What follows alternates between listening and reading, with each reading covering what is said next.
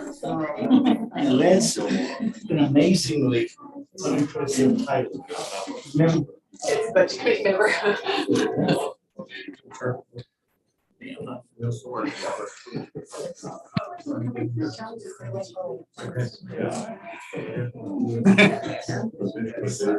I don't want to.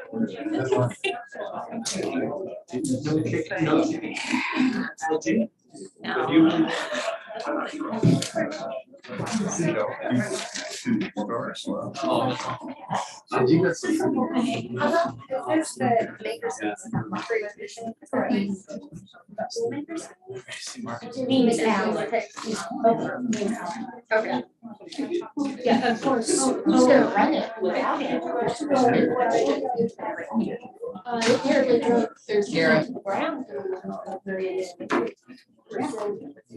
Same time. She put in 2 full-time jobs. I don't know, but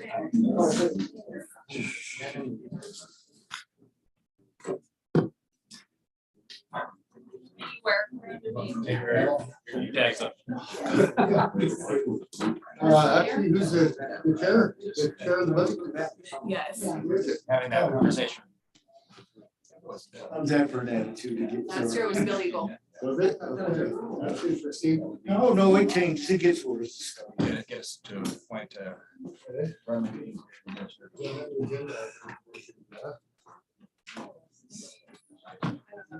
have an extra one? I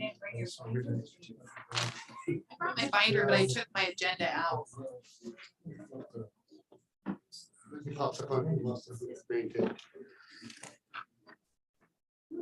Just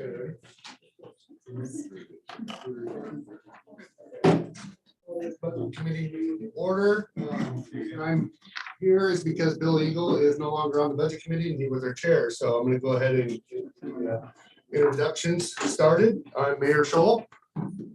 We'll go this way. Claire Cat, Budget Committee member. Stephen Topaz, City Council. Garrett Lyons, Budget Committee member. Doug Martin, City Council. Lou Mason, budget committee member.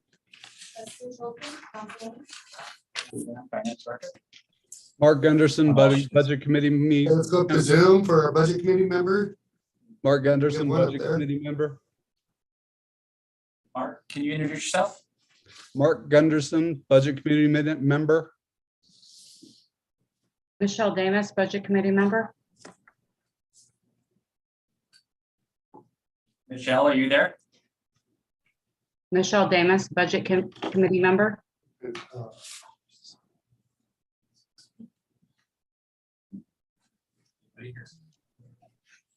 Can you not hear me?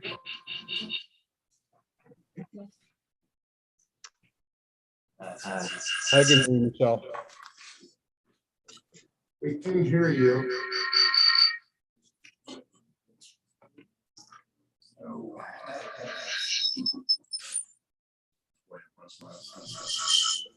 The echo is really bad right now. I'm gonna make a motion if we can't get this communication open, that this meeting be closed.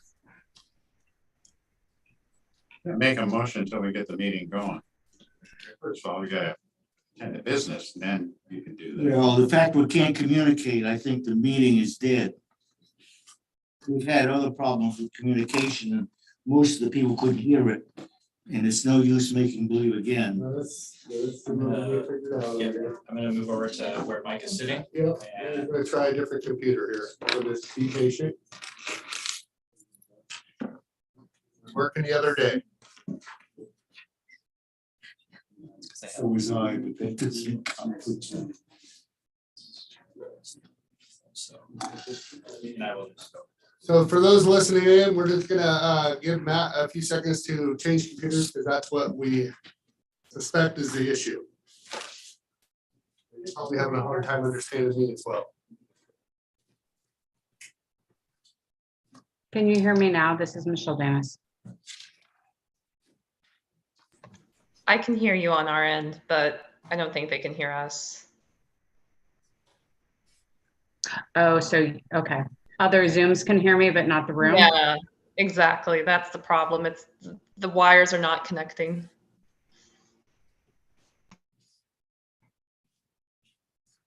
People on Zoom, is that better? We can hear you. Can you hear us? This is Emily Martin.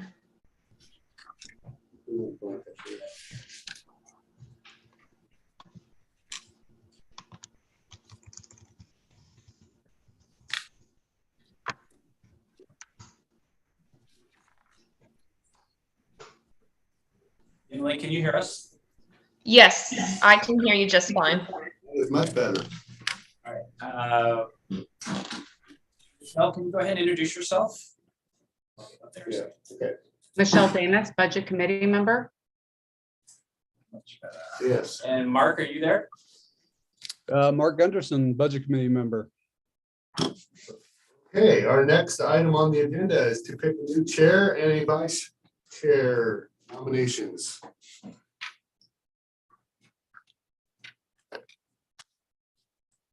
I'd like to nominate Eric Cat as chairperson. I'll second. Any others? Not hearing any. All in favor? I, Opposed? Hearing none? Bring it on. Yep.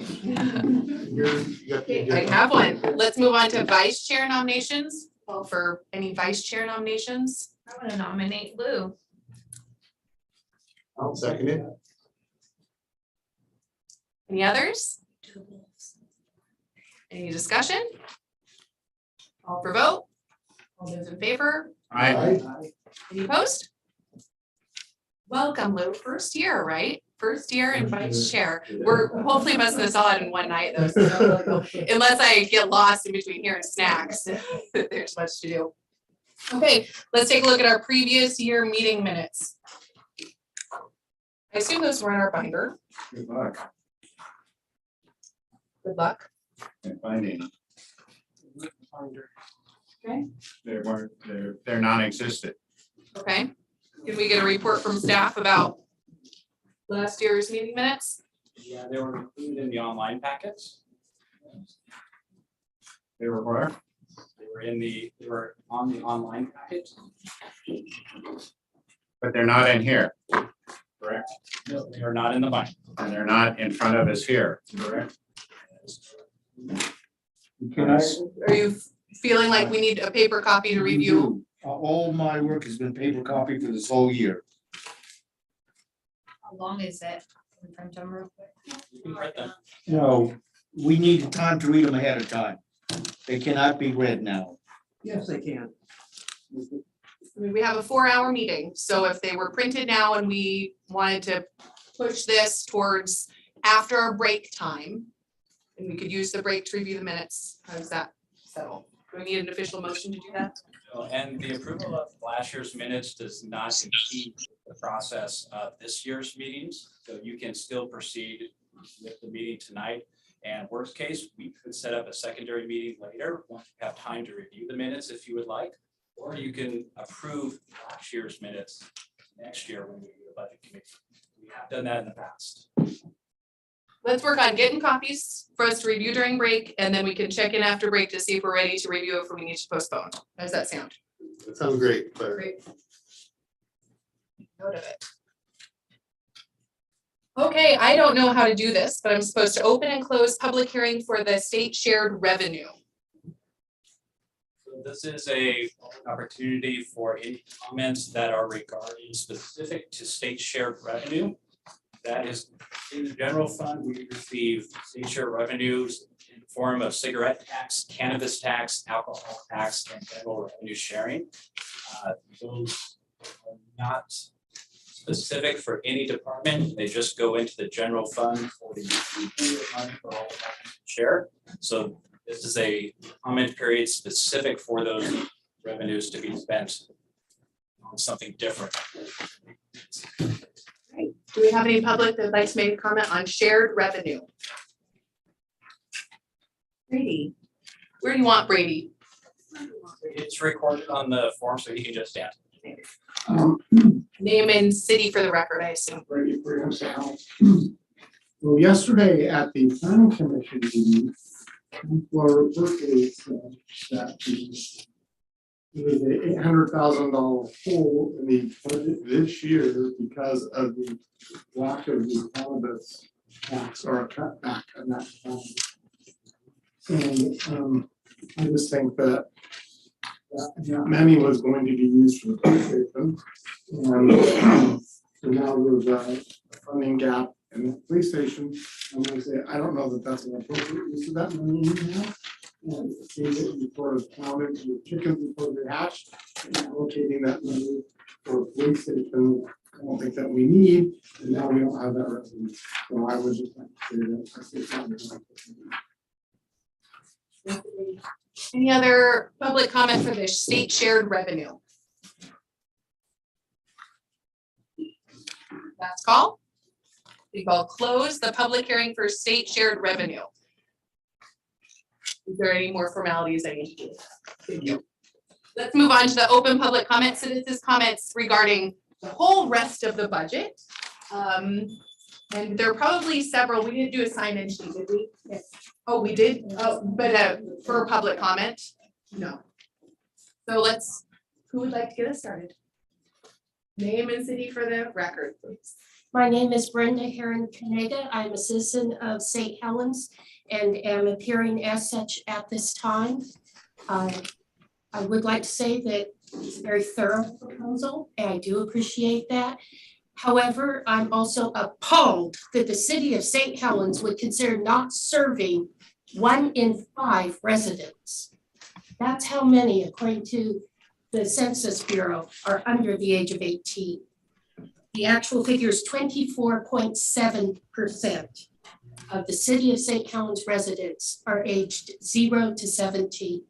Taking away a youth librarian position means that they will get whatever scraps that the public library is able to find, as opposed to having a dedicated person, one opportunity to have somebody who's fully dedicated to 20%, over 20% of our population. It's a wonderful opportunity. Let's take it. This seems like a no-brainer, quite frankly, to me. Let's not betray our past, where we worked together to build the building that the library is in, by forfeiting our future with the elimination of the youth librarian. These are tough times. We all acknowledge that. And I'm sure that the future library director will recognize that, and what we are willing to share the pain as citizens. But again, let's not betray our future. Let's not forfeit it. Let's move forward. Please, please find a way to fund the youth librarian position. And then we can fully serve, or have someone dedicated to fully serving 24.7% of our population. What an opportunity. Thank you. Thank you, Brenda. I apologize. I think I forgot to mention, because I don't normally do this, that we do limit our time to 5 minutes. 5 minutes. Total? Well, 5 minutes per person. Right. And you're keeping track, and you'll give a little wave if. You're on my phone. Great, thanks. Sorry to mention that, I just forgot that. Rebecca Jesse, I am a resident of St. Helens. I'm also stay-at-home mom of 4 children who have utilized the library programs from birth up to, my oldest is 12, my youngest is 4. We have utilized the children's program every single summer. I am a homeschooling mom, so we also utilize everything that the library offers during the school year as well, whether that be Lego makerspace, which they used to do, and the children's librarian would meet my children. She would ask them what their interests are. She would spend time getting to know the children, not just mine, but any kids that came with me, and actually invest in their lives. It was another trusted adult that was invested in them, and I was severely confused when I was looking at the budget and I saw that the library suggested decrease is 21% when the next highest decrease is 12%. I don't understand why that is, and I don't understand what the reasoning is behind taking a position of a children's librarian out and cutting the funding, because I feel like this is not going to affect just the children that I have now, but any future children that come along, because sometimes the library is the only safe space for kids. It is a safe place for after school. It is a safe place for kids during school hours. And one of the things that I have appreciated my whole mothering career, I guess, if you will, is that a lot of times we couldn't afford anything. I have 4 kids. My husband's the one that works outside of the home. And so the library would offer free programs. There was no judgment whether or not we could afford it. There was no questions asked. It was just a welcoming attitude and a welcoming space. And I would sincerely like to ask you to reconsider. It's an important part of our community.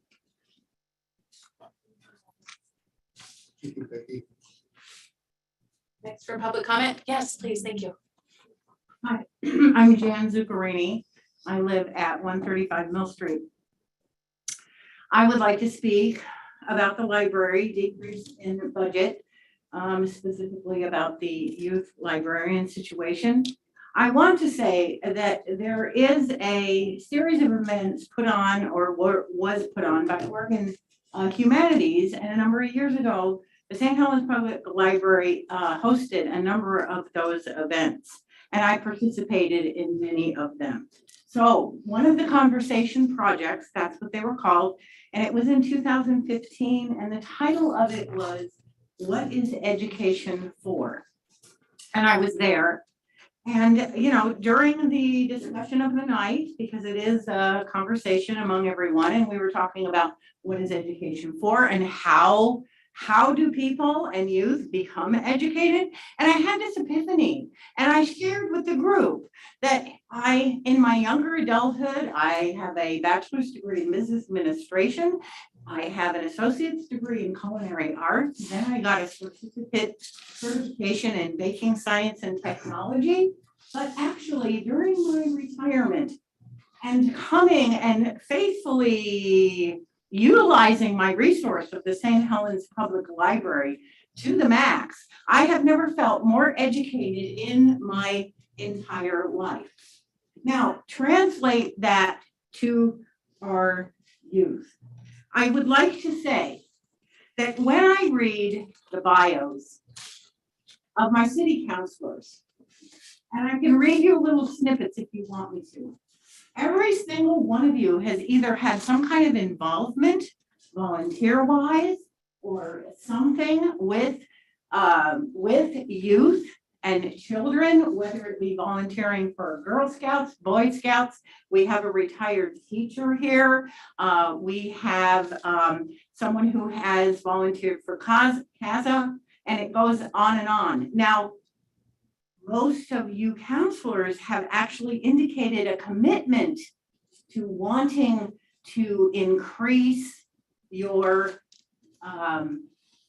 programs for the youth and to empower youth and to develop youth programs. One of you said to enrich jobs and college readiness.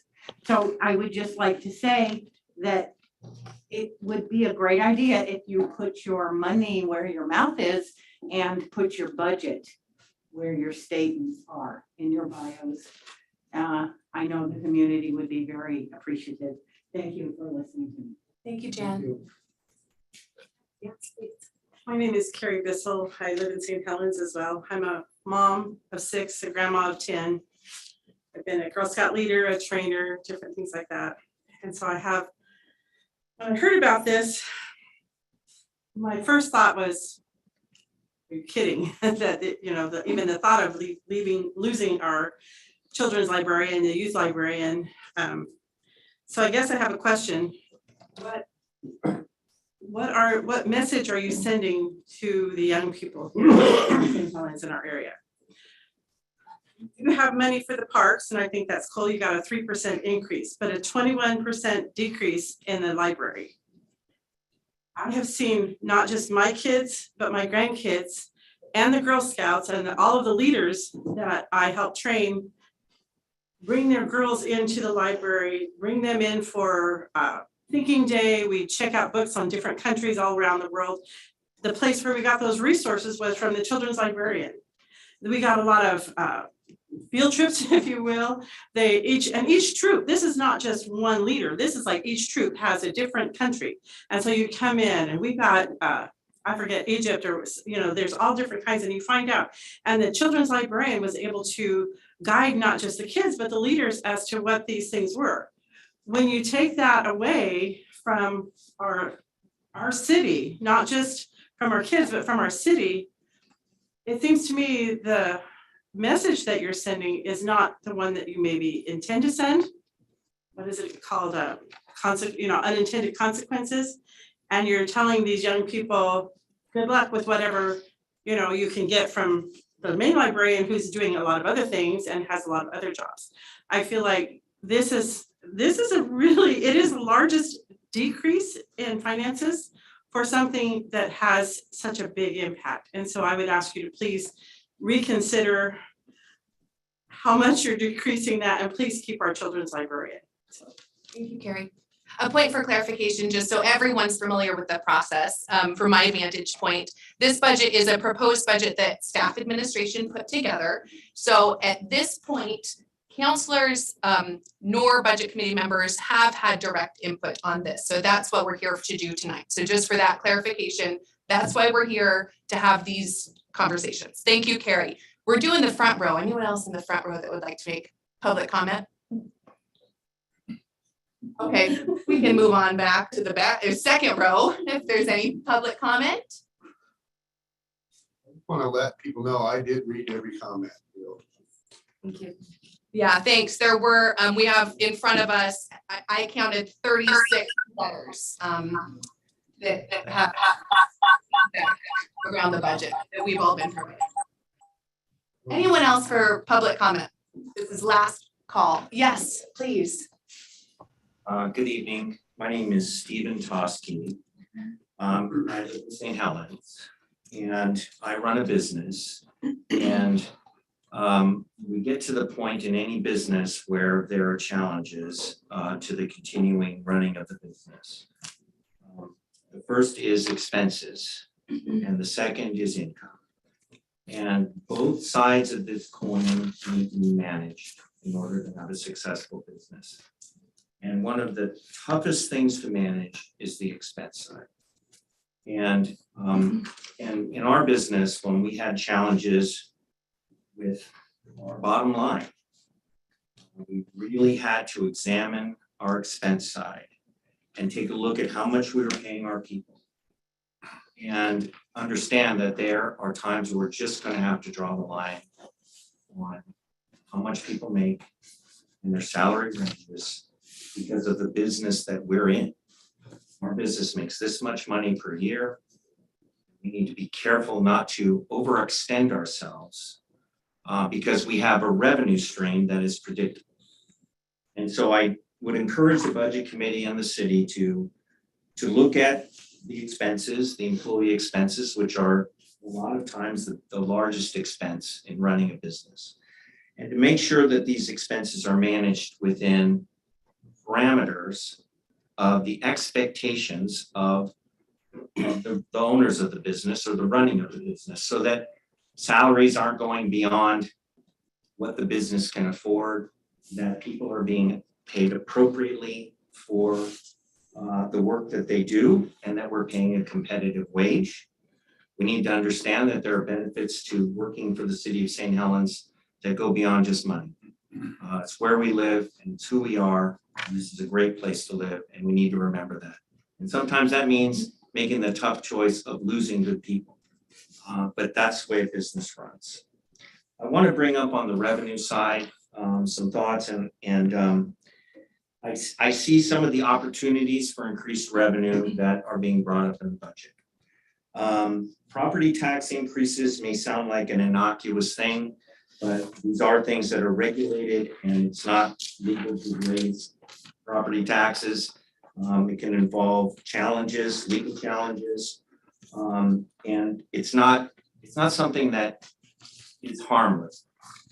If one is a renter and the property taxes are raised on the landlord, these are passed along to the landlord. And if one owns property, it's more expensive to live here.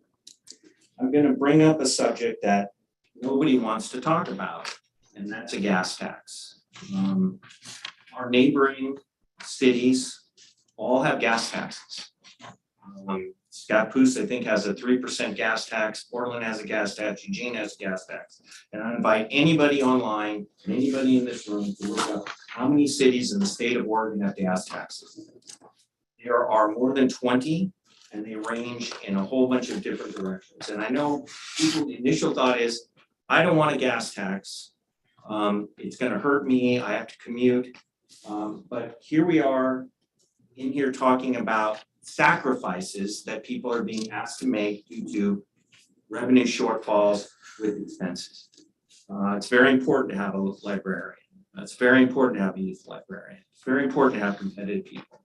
How do we budget for that? How do we raise income so that our roads are good, our streets are good? We could raise money with a gas tax. I believe that that's something that should be studied. And I think if the public is educated concerning the amount of money that would be raised by a gas tax and where it would go and how it would benefit the city, I think the public could be in support of a gas tax. Thank you very much. Thank you, Stephen. Yes, please. My name is Charlotte Hart. I have been a volunteer for the library since 1989 when our Kiwanis Club, the Daybreakers Kiwanis in St. Helens, chose to get books for the library. I just wanted people to keep in mind that Diane Kim, with the vision and forethought and commitment, donated $1 million for the library that now stands where St. Helens Public Library is. This community raised $1 million more for that library. They worked hard, they did all kinds of fundraising to fund that library. And without city funds, that library was built.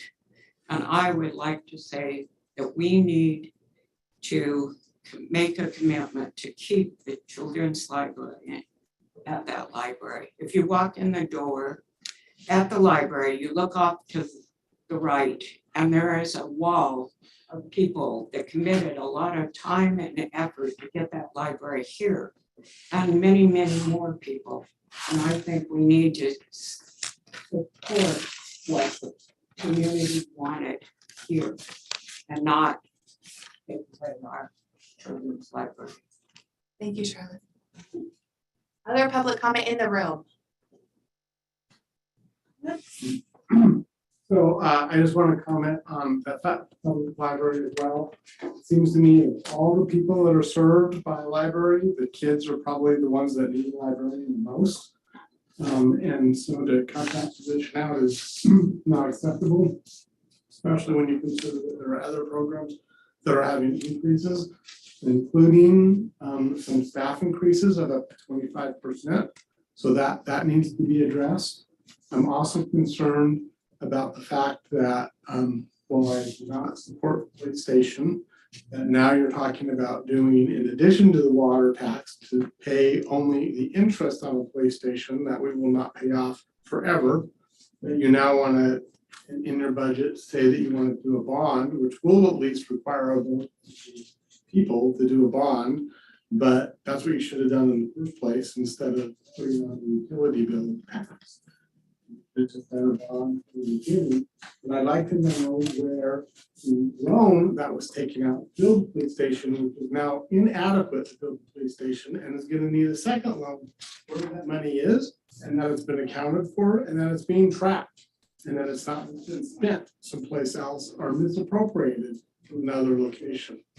I'm also concerned about the fact that this city chose to use $800,000 of emergency funds to purchase a second rec center. And now in 3 years' time, our emergency reserves go almost to zero. And I think that is also unacceptable. And part of the consequences that you face for using emergency funds to buy a rec center that we can't afford and didn't need. Thank you, Brady. Other public comment in the room? My name is Nicole Woodruff and I live in St. Helens and I'm your citizen. Everybody's talking about the youth librarian and it's really, really important, but it's not just youth that lose out because of that position. So we will have to cut library hours simply because there are not enough people to run the library, which affects people who are looking for jobs, people who come in to research healthcare, people who come in to do resumes, doctoring tests,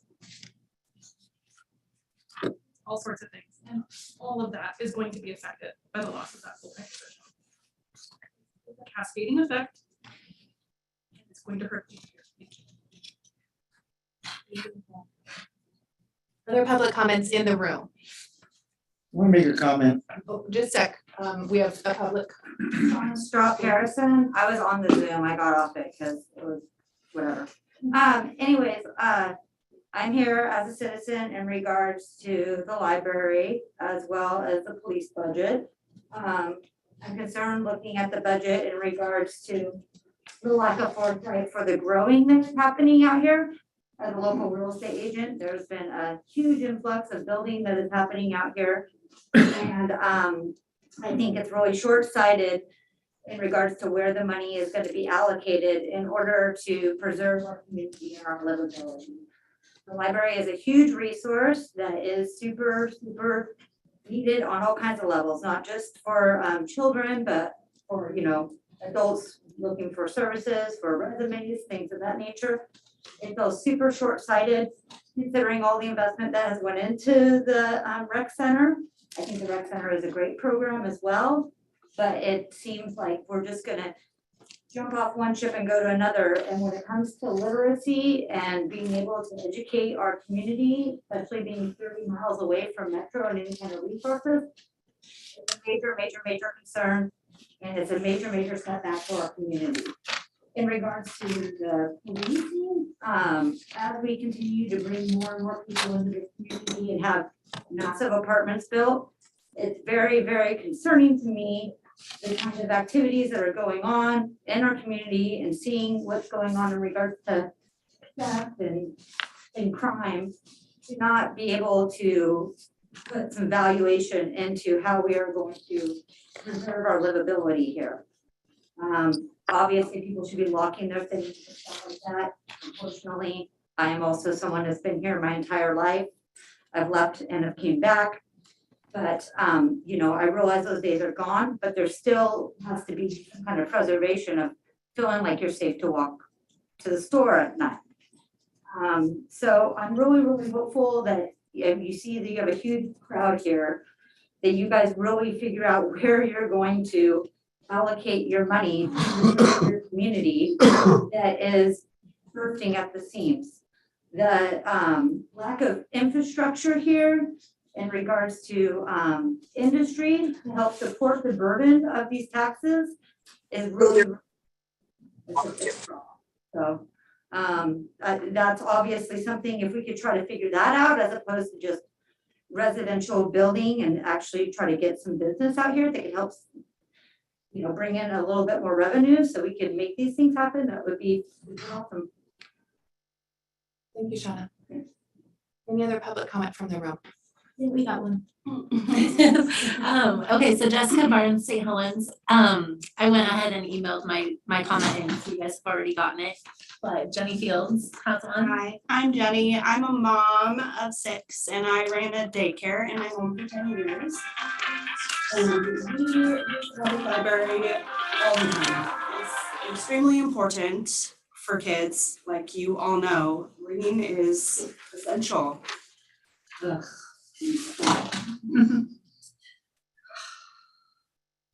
So I think it's really important to find a way to keep that position, not just for the youth, like she said, but for all of the programs that are going to be affected if you don't. Okay. Thank you, Jessica and Jenny. Last call for comments in the room. Yes, please. Lynn Kreitzer, I live in St. Helens, and as the former bookstore owner in the community too for 17 years, I know the importance of books, and without the library, before and after this library was built, this library I was there for the fundraising, I was part of that, and it's just a gem for us. It's a cultural gem in our community that we cannot afford to degrade what's, the services that are being offered. It's a Columbia Learning Center, and the board, I'm not speaking for the board of Columbia's Learning Center, I'm a member, but I'm speaking as a citizen. I want to see the services continued, and I understand how hard it is to balance the budget and police, they're all important. But just please consider, as everybody has said here tonight, that we value what our library has been giving to our community. Thanks. Thank you, Leanne. Any others from the room? Am I able to give one more comment? Make it brief. I will. Jan Zuccarini, I live in St. Helens. I just want you to know, or do any of you read the Chronicle? Every week, the Chronicle has some kind of a poll. It's online. And then the following week, they give the results. And last week, the question was, should the city administrators preserve current funding at the St. Helens Public Library? And the results came in yesterday's paper. 82.7% said yes, please, that they agree with preserving the current funding, and 17.3 said no. So your people are speaking. There you go. Thank you, Shan. Councilor Topaz, I see you have a comment. Is it a public comment, or should we save it for discussion time? No, it's a public comment. I'm the city councilor. My job is liaison to the library, to the council. I was not word one consulted about this, but some numbers that should be noted.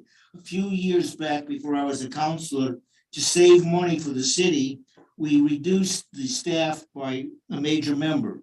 That position has not been replaced, and that's why there's no Sunday opening of the library.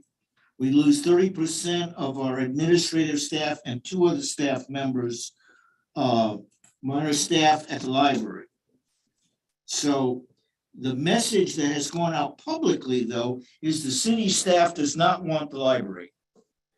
The library, as a number of people have pointed out, is a big feather in the cap of St. Helens. It's so good that Susan Bonamici came to show off how good we are. And yet the first word that comes out is we're reducing the library, but senior city's staff. So however the council votes, which I'll vote on when that time comes, the word out that we see, that the world sees, is the city of St. Helens doesn't want a library. Now, the next part of the bad story is the library and staff earns about 10% less than the other departments as far as line to line. The huge amount of work that the city library did regarding our makerspace, we have been helping other major libraries which pay a lot more, and already the fishing lines are out for our good staff to go other places. In fact, that's why we lost our youth librarian. With this business of inflation, people are going to need money, and other people have got more money. So do you want to work with a place that the senior staff doesn't want you around, or do you want to get paid? So that's kind of an overview. Thank you, Councilor Topaz. I'm not seeing any other eager bodies in the room. Did I miss anyone? Let's go to Zoom, and same thing for Zoom, 5 minutes. I can't see anything, so I'm blind. There we go. There we go. I see a hand up from Emily Martin. Emily, please state your name and city for the record, and then you have 5 minutes. My name is Emily Martin. I live in St. Helens and I work for the Scappoose Bay Watershed Council. I'm here to talk about the parks and specifically making sure that when we are thinking about the budget for parks maintenance, we are also taking into consideration that the 2 parks that I'm well familiar with, Godfrey and McCormick Park, have a large number of noxious or invasive weeds on site. I personally believe very strongly that this is something that needs to be taken into consideration because these weeds impact the health of the watershed. They also impact efforts to restore salmonid populations, and they also impact the community because they degrade the natural environment. And they also are going to become more expensive in the long term if steps are not taken to try and reduce and manage the populations. The reality is it is going to be expensive in the long run, in the beginning, to start managing the weeds, but I do think this is something that needs to be taken into consideration before the problem gets worse. Thank you, Emily. Stephen Krager.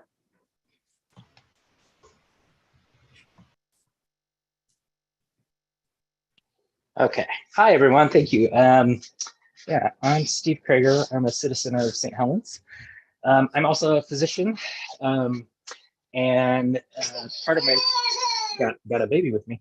One of the things that I've done in my career is take care of children. So I'm, also concerned about potentially cutting funding for our library and specifically the youth librarian, as well as the makerspace. All my children have started to use the makerspace now, and that is the future. That is the technology that our kids are going to be learning about more and more about and going to be using. So I just asked the council to strongly consider keeping that funding, expanding that funding for the library instead of cutting things. I also just want to point out, we're trying to find opportunities to increase funding. Sorry about that. Or look at other places. And when crime goes up, everyone thinks we need more police officers. If you actually look at evidence, not a lot of evidence behind that adding more police officers actually reduces crime. There's evidence-based ways to reduce crime that don't involve hiring more police officers. There's hot spots. There's lots of ways you can kind of address that without having to hire more police officers. So I want to put that out there as another opportunity to potentially find some funding. Thanks for the opportunity. Everyone take care. Thanks, Steve. If you're on Zoom and you'd like to make a public comment, it would be so helpful if you could raise your hand so we could see who's next in queue. Sarah. Yes, sorry, I was muted. Hi, I'm Sarah Cotkins. I'm a resident of St. Helens. I'm also a mother to a 12-year-old who is homeschooled, and she sent in a letter as well. And I would just like to quickly echo a couple of things that she talked about, but that I feel were really good points. And that is that we live in a time where so much is available on the internet. We have so much right at our fingertips that libraries really are dependent on somebody to draw our youth in, to make the library a home for everyone, not just a place to get books. This is a place to engage. This is a place for families to gather. It's a community location. And if we adults, my generation prior to the internet, we're used to the library. We will continue to patronize the library, but our children we can't just assume that if we don't provide adequate programming for our children, that they will continue to be patrons of the library. And our libraries will eventually, they won't thrive if we're not engaging future generations in what all the library can be, if that makes sense. So yeah, I just feel very strongly that removing a youth librarian is a very, very big mistake. And I hope this is reconsidered. And that's all I have. Thank you, Sarah. Yep. Anyone else on Zoom that would like to make a public comment? Do you see any? Last call on Zoom. I know we had a couple folks walk in late. Last call for public comment in the room. Okay, let's close public comment and move on to our budget assumptions. Is this you, John, or is it Matt? Yeah, a combination of John and I. So can I make a comment though, prior to, as a committee member? So I just want people to know out there that I'm committed to being challenged here today to look at this budget and to try to come up with both. They're both in need in our area. I just want to make that very clear. I think it's doable. We have to look at the numbers. That's why we have 10 people sitting here looking at numbers and going through this process. It was, like Claire stated, there was no input from any counselors on this. This was just staff recommending this is a way of getting to. So we are challenged with looking at the budget and critiquing it, and we're dedicated to doing that. That's what for this budget committee member, and I also, Councilor Berkeley brought it up in our council meeting because he is a budget committee meeting member and a counselor that both. And I also would like to state that Marion Christensen did give me a phone call and told me that it was vitally important for her that the youth library be there and that we find a way to make both happen. So Also, thank you for everyone, both on Zoom and in person, for showing up, keeping it brief and being positive. How wonderful is that when the public process works that way? I feel like I might add some value to staff's role in developing a proposed budget. You know, it's not about the library position. And the library, it's purely a financial exercise to attempt to balance the budget and bring it to the budget committee and to have a good conversation that we're having. There's a lot of good support. I think this is fantastic. You know, the council stated their priorities as having more police, and we looked at that and said, well, that's going to be really challenging. And then you see, so the first thing we looked at was the pitches that's not filled in our budget currently to lay off people. It's like a conversation like, oh, these are vacant positions, so these will balance. And when we're looking at the fiscal health of the city, we're looking more than just next year. Actually, next year we're okay. It's the years two, when all this federal stimulus money supporting the makerspace and the rec program and the police that we've channeled that federal money, their tails off. We don't have that money anymore. It's going to create a financial cliff out there. So we're looking now at a longer term, and Matt will go through some lists and curves here and some projections and assumptions, but it's really not about the library, youth librarian position. So we can find a way to restore it. Thank you. All right. So, a couple assumptions that we want to make clear as we go through the budget. John and I will kind of go back and forth and talk. We also have managers here that are happy to answer any questions or anything specific that John and I can't answer as well. So they're the experts in their departments. That's why they are here. So what is included in the proposed budget that you see tonight? We have 2 new patrol officers, as John mentioned, that was a priority that we heard from the council. And so we do our best to include those 2 new officers. We also have utility rate increase assumptions. The city council rate increases are for water, sewer, and storm. And those, that's my 5-minute one. So those rate assumptions are in this budget, and we'll show you what happens when we don't include those assumptions as well. So you'll see the effects. You'll also see in there new debt service in our enterprise funds, specifically in our sewer fund, through our modeling of new master plans and new projects that have been identified.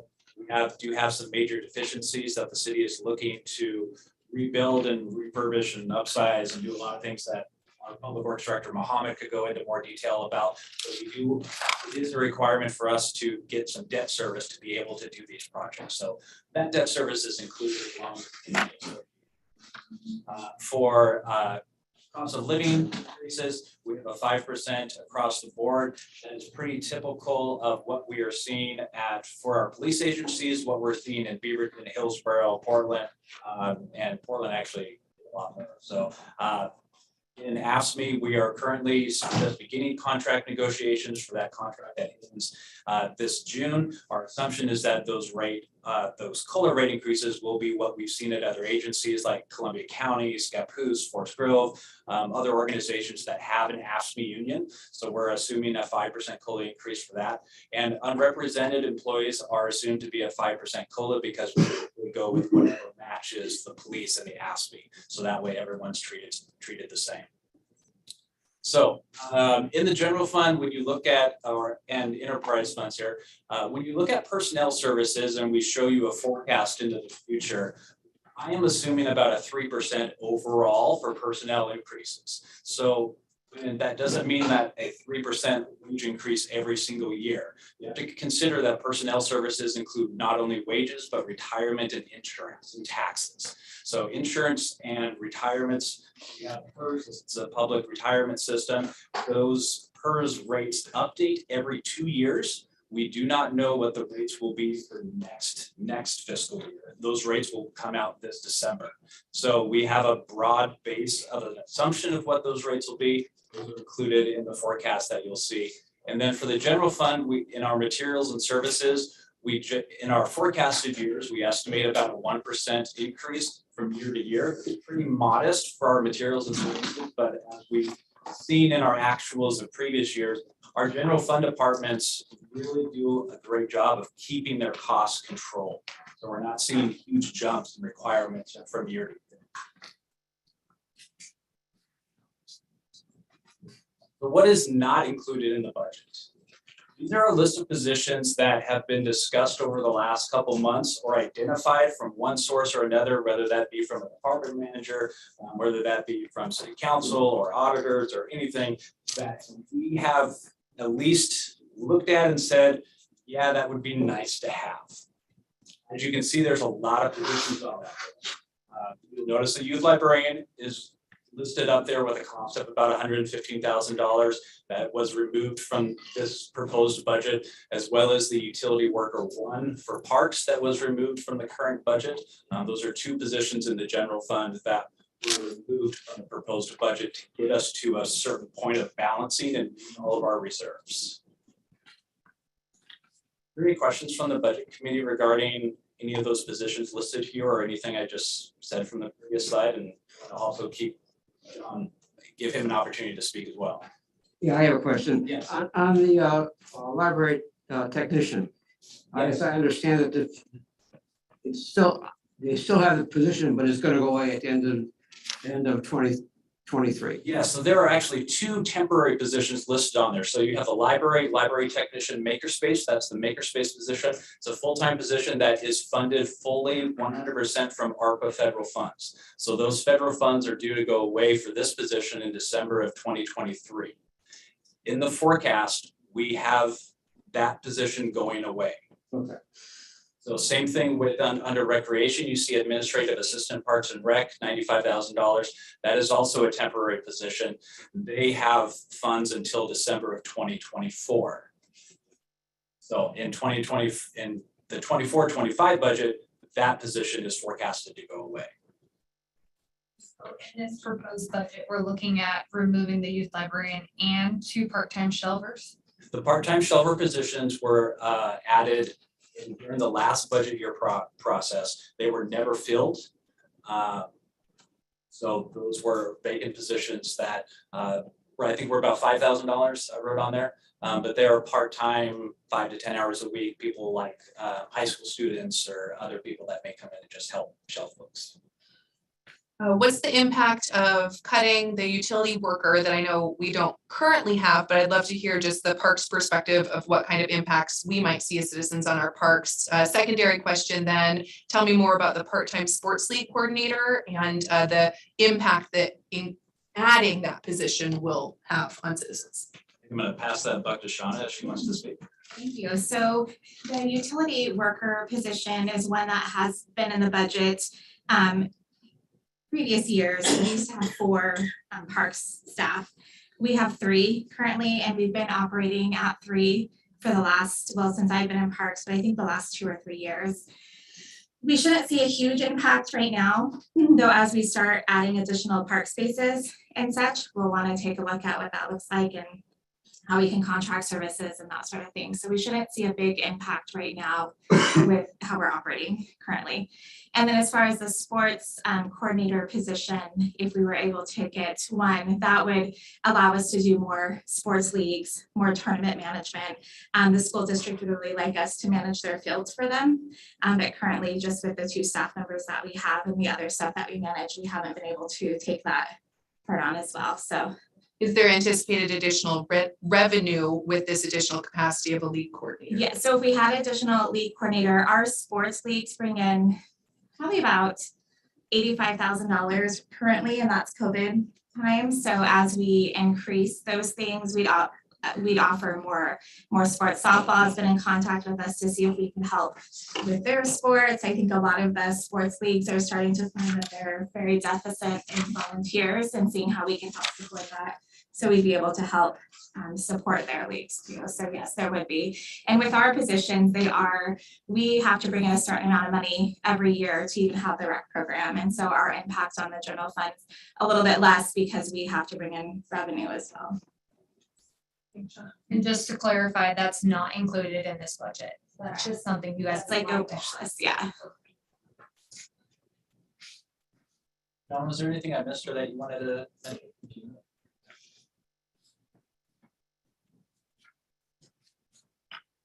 Okay, so the first section that we're going to review is the Sdc funds. This is pretty straightforward and simple over the last few years. Sdc funds are system development charges that developers pay when they build a house, basically. So we have separate funds for each of those to ensure that a parks Sdc is spent on park improvement. So what can we and can we not spend on Sdc charges? This is why we do master plans for water, sewer, storm, and parks, and for streets as well, for a transportation system plan. That master plan process helps identify what projects are Sdc eligible, and there are certain requirements that we have to meet for us to spend Sdc money on. Now, as you see, I've done in the last 5 or 6 years, I actually appropriate to spend everything. And the reason I do that is because we never know when the city may receive some kind of special grant or 50% funding match of a street project, and it is Sdc eligible. So if I don't appropriate funds, then that means that the city can't spend that money. So even though we appropriate 100% of the funds to spend, it does not necessarily mean that all the funds will be expended. I have noted on each one of those funds what specific projects we have for the upcoming year. The biggest one to note is probably Parks Sdc Funds. Parks Sdc Funds will estimated right now to be a contribution of about $1 million for the Columbia View Park improvements that will happen with the riverfront. So that has been discussed with the Parks Commission as well as City Council, and John and Jenny Dimshaw, our community development person, I don't think he's here tonight, but Jacob is, will have been kind of spearheading that project. And then there are some additional projects in water and sewer that our public works director could talk about if you want to get into that kind of detail. Are there any questions over the Sdc funds? These are, yeah, I do. These are our current rate of Sdc. These are based on our current rate of SDCs. The city council will look at approving a rate increase for SDCs. For the revenue for SDCs, you'll see that in the charges for services. Mm-hmm. We can do our best to guess how much we are going to get in SDCs. And I usually talk with John as well as Jacob and Mike to kind of get their idea of what developments are kind of coming down the pipeline or what's ready to get paid. However, we never know. Tomorrow we might get another apartment complex that comes in or another huge development, and that obviously brings in more revenue. So we do our best guess for what revenue we're going to see in SDCs. Matt, can you recap exactly what you said about the Parks SDC and specifically about the Parks Commission being aware of this, discussing it and approving it? Can you Can you elaborate on that a bit? Yeah, I think it was a few months ago, John and Jenny did a presentation to the Parks Commission regarding the riverfront and specifically Columbia View Park and the improvements that they're looking at. And part of that funding strategy, in addition to some of the loans and grants that we're receiving to do a portion of that project, a big contribution is SDC funds, because that is one of our parks that is SDC eligible for projects. Like I said, there's a lot of characteristics that go into what is eligible and what is not. For parks, basically, it's Columbia View Park and McCormick Park that are only SDC eligible for spending. So projects that have been identified in a master plan in those two parks, we can spend SDC funds on. So we could not use those funds to have Parks and Rec employees paid through that, correct? No, you cannot use SDC funds for any kind of operations. Just park improvements and on specific parks. Exactly. Here's something. Does improvement include safety, or is that considered personnel? You mean safety as in like improvements like guardrails and that kind of stuff? Or do you mean safety as in public safety? That's what I'm asking. Can I include police? Because they're not personnel for the park, they're personnel for physical happening. That's, you can, okay, that's the question. Thank you. And while I'm reviewing my minutes from last year, last year we specifically said SDC funds could only be used on Sand Island and McCormick. Is that a mistake or is something changed? Yes, I'm sorry, Sand Island is one of another park that can be approved. Columbia View Park was added. And the reason it was added was because we actually extended the boundary of Columbia View Park and made it just large enough to become SDC eligible. Another acre, right?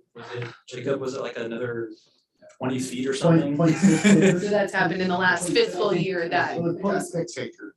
Yeah. Yeah, it was a very small amount, but it was like, yeah, of course, let's make it just a little bit bigger technically, so we can use these funds to help pay for that waterfront. Councilor Berkeley's here. I didn't want to interrupt. Come on up. I'm sorry. Come on up. Yeah, nice I to meet you. I put the wrong time on my calendar. I'm like, this is not like him. So, and I would just like to also, SDCs can only be used on, what would be, impactful from the development cost or the new development. So like old infrastructure, some of this does not meet, criteria. It's for those who are watching, there's certain criteria, that have to meet the parameter in order to do sewer, storm, or water upgrades, right, Mohammed?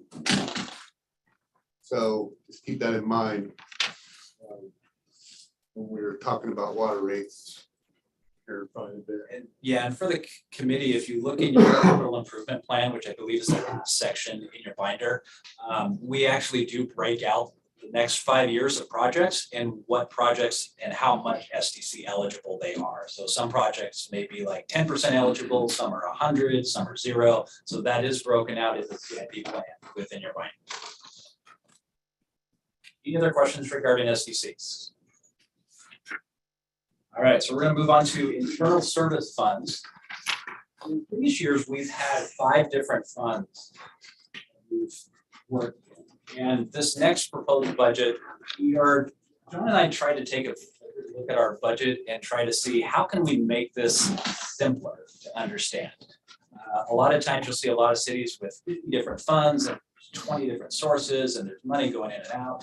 And we tried over the last 5 or 6 years to make our budget as simple as we can, because we want to make sure that everyone can understand what they're doing. So in our internal service funds, we are removing 3 funds. So those would be the technology fund, the equipment fund, and the major maintenance fund.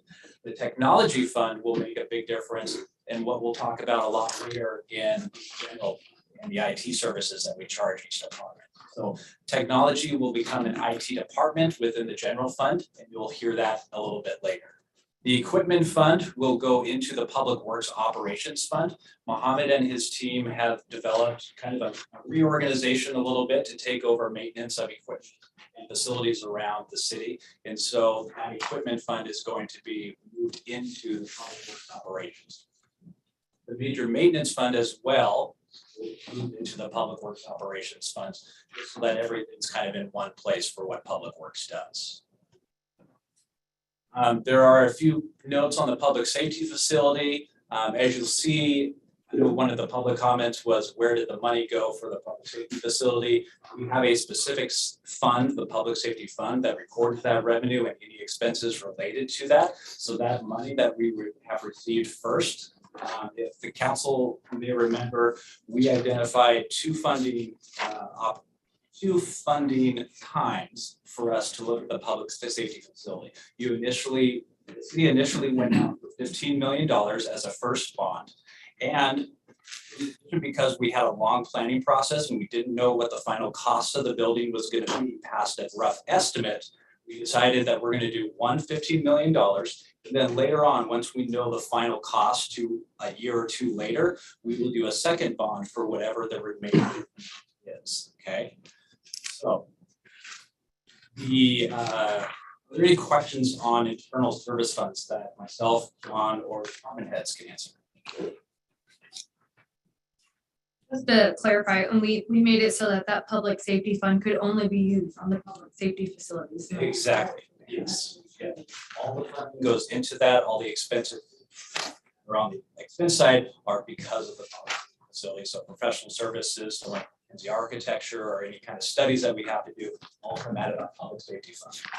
We did pull some of the general revenue that we used to have in there and we were looking to scrape every dollar we could in order to make it happen with the $3 that are added to that, correct? Yes, the $3 utility fee is included in there. That is actually the charge for services, that $215,000. Yeah. That is that $3 utility fee that we see. And also the marijuana tax money that comes and we've.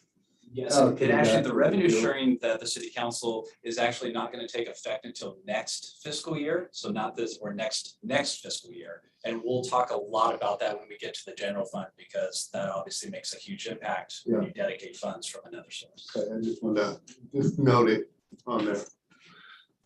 Any other questions regarding the internal service funds? Sorry if you already said this, Matt. Public safety fund miscellaneous of $3 million. What's that? That is the estimated second loan that we would get Thank you. next fiscal year to fund the entire facility.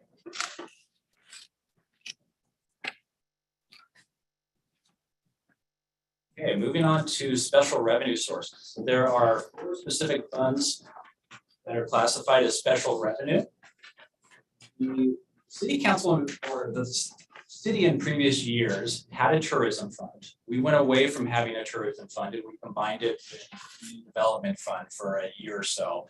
And this next fiscal year, we are proposing to bring it back and keep it as its own fund. So you'll notice that Claire mentioned in a comment that there are drastic differences in the revenue and expenses compared to previous years. And I'm not sure, John, if you want to kind of talk about the new contract and how we're using that business model. Talk a little bit about that. I can real briefly. The budget numbers you see there aren't the actual numbers. That's the budgeted forecast for next year that the city would. Tourism, you see, it's taken a contract fee of their amount and leveraged that into about $1 million worth of revenue that's come back to the city, just to the city, and not all the ripple effects to the community of businesses and nonprofits and all the other things that Halloween Town has grown in to support. This budget reflects a business model where the city is going to reserve all that money came back to the city, and it's going to be retaining the cost of leased buildings, retaining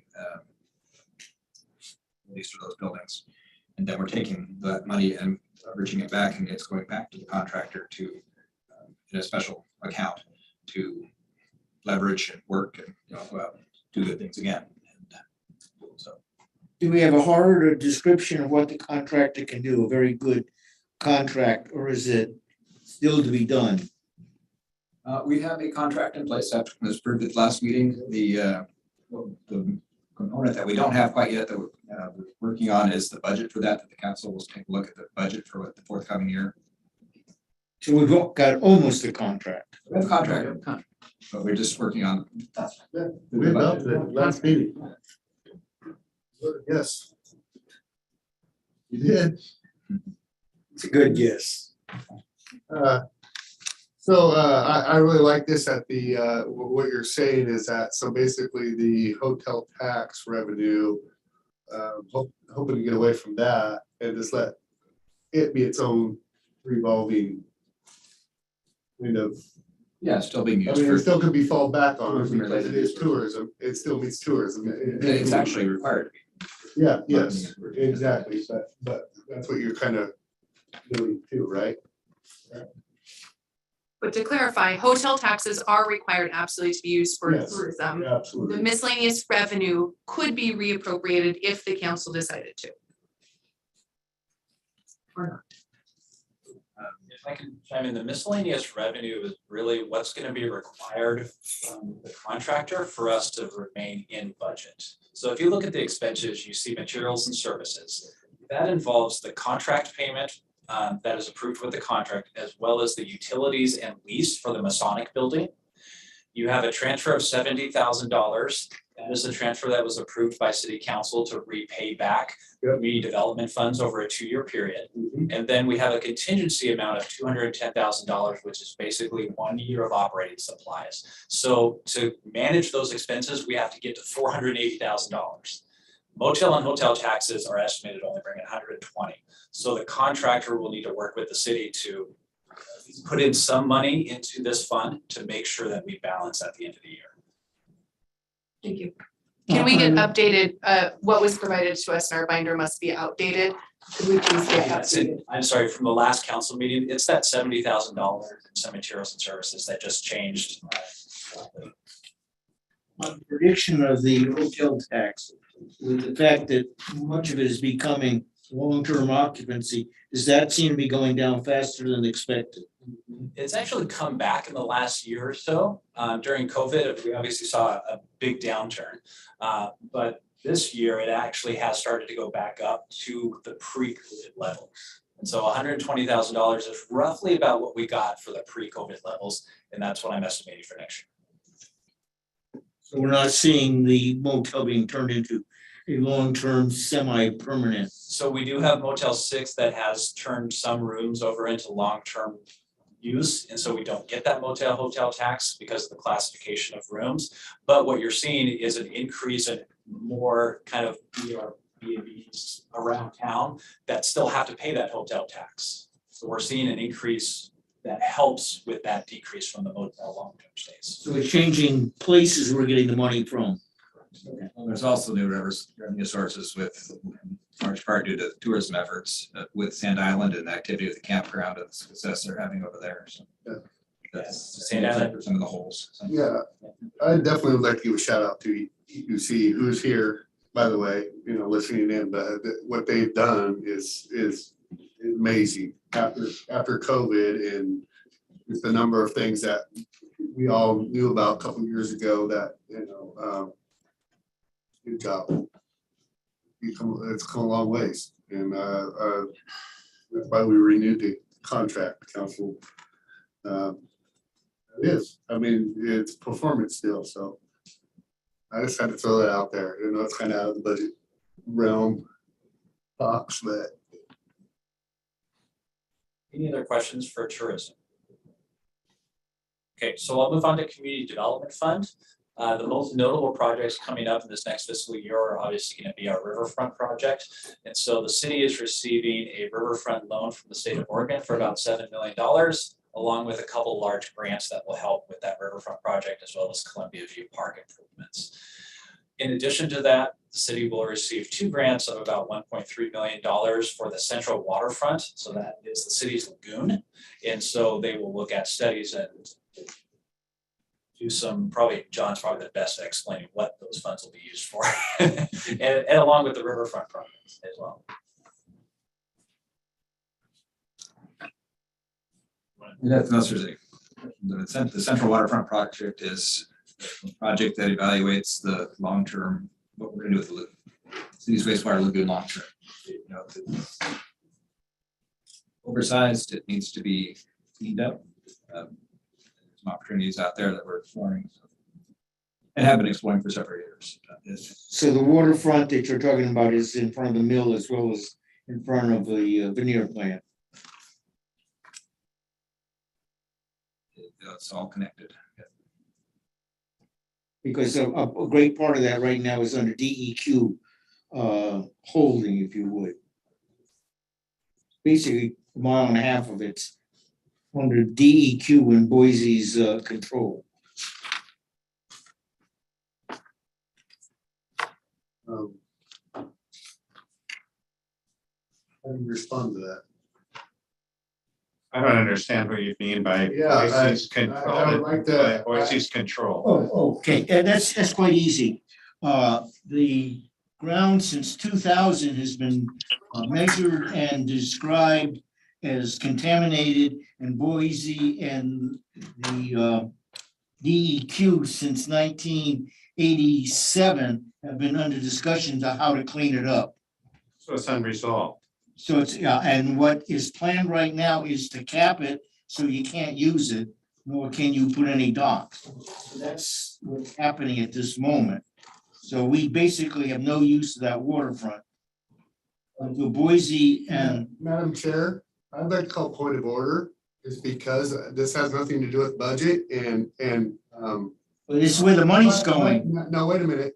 This is one counselor's opinion on a side subject that has been trying to communicate with DEQ, and we don't even know who he's talking to.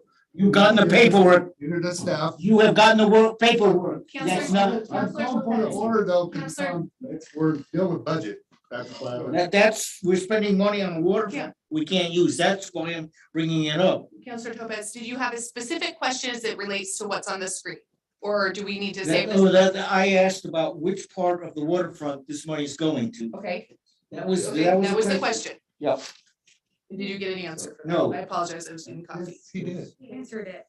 Yes, he John, did. can you repeat it, so we. The Central Waterfront Project, which is a wastewater lagoon, it's part of the money is FEMA money, it's all grant money. It's come through FEMA and it's gonna evaluate the structural integrity of the berm for seismic stability. And then another almost $1 million, 987,000 coming from the state legislature is to evaluate the sediment that's in there, the remedies for potential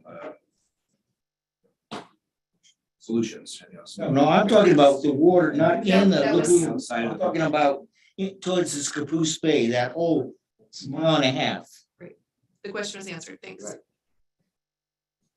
Moving on to the Community Enhancement Fund. This is a fund that is used primarily for grant management. So the library, recreation, any kind of specific revenue that is received and needs to be used for a specific purpose. We keep that in a separate fund to make sure that it's earmarked for that department. So when the parks gets a $5,000 grant, we make sure that it's spent on parks instead of something. The street fund, no specific projects have been really identified in the master plan. I know next fiscal year, Mohammed, our public works director, and Jacob, our city planner, I believe, are working on updating our TSP, which is our transportation systems plan. So there'll be a lot of work over this next fiscal year on the master plan process. So I would envision some more projects coming down the pipe for that fund. Any questions that we can answer for you regarding the special revenue funds? Okay. Moving on to the enterprise fund. So this is water, sewer, and storm. Now, this initial graph, I know may look a little scary because it's referred to as a very nice submarine, right? Below zero. And what this graph is identifying is we had just recently redone our water master plan. Last time the city had done a water master plan was 2013, so it was a little dated. The master plan came back with a lot of recommended projects and identified which projects are a high, medium, and low priority. So the master plan process and the contractor worked with the public works director, We, in addition, worked with our city council and city administrator to identify projects that could be deferred. But this graph identifies if we were going to do exactly what the master plan recommended. So we fund the capital projects as recommended. We fund the annual maintenance, which you can see listed there as $1.6 million per year for upsizing pipes or replacing pipes. You can see, obviously, we take a nosedive into the negative, and that's not a good thing. So this is when our staff worked with council and our city administrator to kind of give recommendations on deferring projects. And the next, sorry, Gary. What's the time span of a master plan? Master plan in best practice is 5 to 7 years. What's ours? For water was 2013. So No, what's the 2002 is 2002, excuse me, 2022 to what? 2022 to 2027. I have a question regarding the master plan and some of the adjustments we have made in the past. With the water fund in mind, we put aside what was in the master plan at one time, and we adjusted the time that reservoir could come into place. Now, I don't know if you recall that or not, but there was quite a discussion about that because it was a massive amount of money to identify where the new reservoir will be, channel it, pipe it, that kind of thing, build it, and get it up and going. So what we did was that we took that new reservoir that was in the master plan and we moved it to something like 2030 or 2035 rather than 2022 or 20. Can you recall that? I do recall that. My question is, with the master plan reflecting this chart, is the council and the budget committee going to have some kind of discussion about timelines of when projects will be finished and if they can be pushed out or whatever? So master plan, does it identify exactly the years like that reservoir was identified? And then we figured, well, we can get along without it for quite a few years. Now, when it comes time to kind of like, I'm seeing this dip down in here, is there any kind of thought put into, well, these things can be pushed out a little further and that we have that's identified in the master plans for projects coming up in 24, 25, or 26 or whatever. So that's the nature of my question. And how much flexibility, simply put, how much flexibility do we have with projects in terms of time increments? I'm gonna overstep my bounds and I think I can answer in general. Let me try. Let me give a stab at it. It's a very loaded question, Council. Yeah, it is kind of loaded, but we actually do have a water reservoir that is going to be coming online soon, which is going to help this dip. When we had our presentation with Steve Donovan and yourself, and This will definitely be that. and another thing is our sewer master plan, and I bet really you praise Mohammed for actually getting these things going, these new master plans, because our last one was 1989. And even then there was in our sewer specifically stuff that was red line that needed to be fixed immediately, and our predecessors failed to do anything about it. And I've heard about it, these problems, but nobody's ever pounded their fist. Some of the old administration didn't know how detrimental it was. And we are finding out that we have some very old infrastructure that needs to be upsized, so to speak. And the last master plan was 1989. That would be Mayor Calbert coming in. Peterson was a counselor at that time. They failed to do anything about it. just so you guys know. And we, as a city, cannot turn a blind eye and kick the can down the road any longer. We have to start addressing these. This is gonna be a huge thing, and the community is gonna be like, what? Well, it's not- Mayor. it is what it is. Well, the master plans don't lie. It is what it is, so. Did that answer the question, or do we want to have staff? No, I was just suggesting that it was, the predecessors wasn't the entire council. It just wasn't. Oh, yeah. But as a leader, as a mayor, I need to be the voice for the city to the citizens, let them know the infrastructure is not good here. If we don't do something about it, the growth is gonna stop here. It's really that detrimental. So one thing that we should probably note is with this enterprise fund, water, sewer, as we tick through these things, is the impact that industry leaving has had on this community. This is a community of Milltown. It had, Armstrong was $1 million a year customer to the city. Boise was about the same, and then more. And the between the water usage, the sewer usage, the franchise fees on the electricity, they were really revenue positive. So we had to put that burden back onto the community with rates, and it's been really challenging. And then it's really sensitive, and it's easy, when your only option is to not do projects, it just gets worse over time. So that being said, even my predecessors, even more, they had more money than we have currently because of the developed industry doesn't put a huge impact on the infrastructure like residences do, but they pay a huge proportion of that, a huge portion. So they even have more money than what we have. Hindsight. Correct? Correct. Industry does pay its way. Correct. Correct.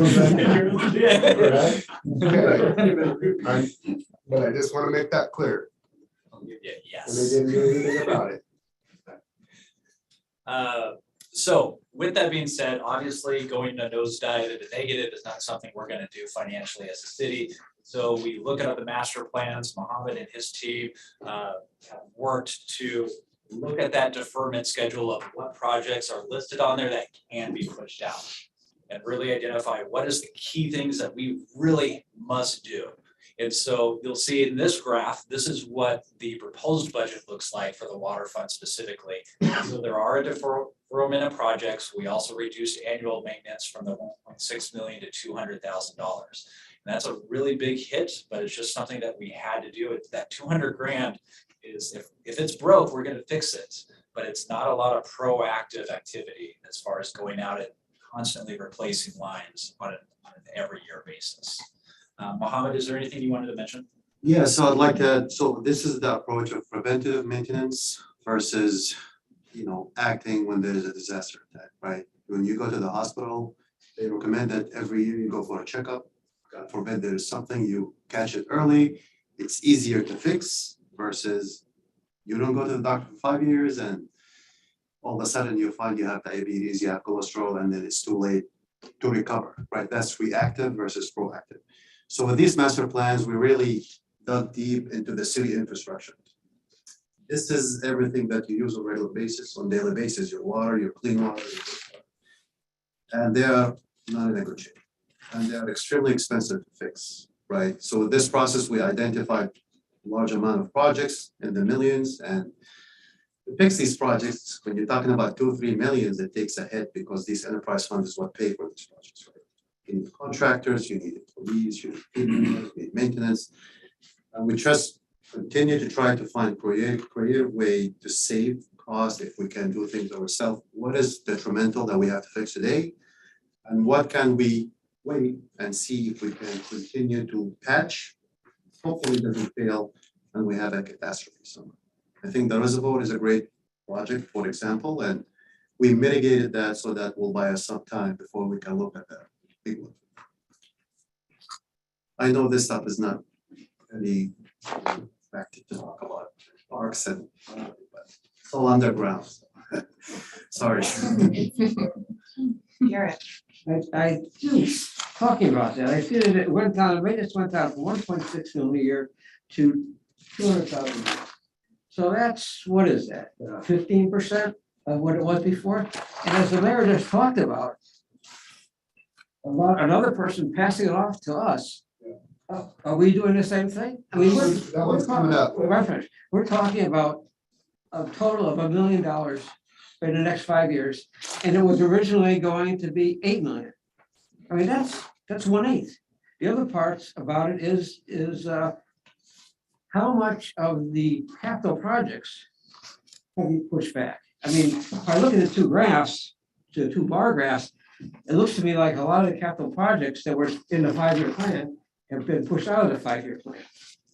And as you said, if you don't go for 5 years for your checkups, you're gonna have to pay a lot at the end. Having run a large chemical business, the maintenance is so important in your capital projects, or else the whole plant falls apart. I mean, I'm wondering if we're doing the same thing right now. And I know there's no money to pay for it, but it worries me. What comes back on the community is if you decide as a council or a committee that you want to move forward with, be more proactive, as Mohammed mentioned, it comes back to you in the rates that you see you pay on your utility. And what kind of action and appropriateness is a percentage of raise of a 3% raise that might be a few dollars versus, we want to get to that 1.6 million. And it's going to cost $12 extra per month just on the water. I understand that. There's a that's a good line. What I'm saying is, don't think we're fixing the problem by spending 1/8 of what we should spend. If you have a 5-year plan, the 5-year plan is telling you this is what needs to be done. If you're only going to do 12.5% of it, I think we're running around. Can I make a recommendation? We gotta stop kicking the can down the road, but it's gonna hurt. I know this is kind of ironic because the council's sitting here, but we look at the idea of making a recommendation to the city council for a rate increase. We have Steve Donovan work with us, but is that something that this committee wants to back, is a recommendation to look at increasing water rates in order to lift those up, because you're gonna see the next two, and they're not good. Oh, I see them. So, and that you're right, you're absolutely right, Garrett. Everything you just said is absolutely right. You're trying to budget, and the only way to get there is through rates. The only way to fix it is to pay for it. Yep. Well, the best way to fix it is to attract industry that has high users. Yes. And that's our investment in the business park and making that into a usable facility that has the utilities to attract business and have. That's why one of the projects we're working on is, that's where the hope lies. So Boise supplemented our sewer. Armstrong was a huge water user, and they both kind of kept these, and Storm's always just was kind of added in. The old style was added into the sewer, which was just hidden. So it just barely balanced out, checks and balances. Well, actually separating them, which you're really supposed to do, and looking at it, Storm was always behind, and the sewer with the new master plan is just so. I think it's kind of ironic that we have council sit here, but if somebody would like to, I like where you're going with that, at least make a recommendation to the council. I think it would go a long ways, even though we're sitting here. Because we're going to be having to look at this and have public meetings, and I think it would have some strength behind it that we didn't just look at this alone. The budget committee said we need to do something. In terms of process and running a meeting, is this the time to make motions? Well, I think on the enterprise funds, because we're talking about it, that's why it's relevant right now. I don't think you're suggesting a motion. You're asking if he wants A recommendation. Yes. Yeah, I'm not trying to make a motion. But we can look at the next two and see how bad they are. Yeah, because it's going to be as a whole. And I also want to acknowledge that we have 2 budget committee members on Zoom. Are you keeping an eye if they have any questions? So Mark and Michelle, make sure you holler at us or holler at Matt if you have any questions. I'm sorry we've been ignoring you. I have one other question on this. You have a 3% rate increase each year for 5 years. What is that rate increase based on? Is it based on the fixed cost or the variable? Fixed and the variable. Full, 3% on each one. A question on the on the water system. If we have a catastrophic failure, how do we cover it right now? Yeah. Contingencies. And how does that affect the budget in, say, the next 2 years? It's all interconnected, meaning this affects everything else you see from it. So these cuts, it's all interconnected. So this will be a problem. So let's pray we don't have that. I know, okay, but the problem is we don't have a cushion. We have a catastrophic failure. The fact we're behind on quote where we should be, it's doubles the problem. Yes. So. Okay, moving on to sewer. So like we did with the master plan, we show you a master plan consumption graph. So again, this is taking the master plan that was last done, as Mayor Scholl mentioned, back in 1989. And so it's been quite a while. And this is if we were to do everything as recommended in the master plan. So you can see we don't even get to year 1 before going to it. So you look at our capital projects, see what can be deferred, just like we do with water. As you'll notice there on the very bottom there, I mentioned about $800,000 in annual maintenance that was recommended from this master plan. This is what the sewer plan looks as in the proposed budget. It does have rate increases for the next 5 years, each of those years. It also looks at taking out 2 large debt service requirements. The first one is this next fiscal year of $10.4 million. That is for a Basin 6 project, as well as $4.9 million 2 years from now for another Basin project. And that is because the sewer fund just does not have funding for those projects alone. Annual maintenance was again reduced from the $800,000 to $160,000. So a similar process and projects permit for those that 5-year forecast. Any questions specifically for the sewer fund?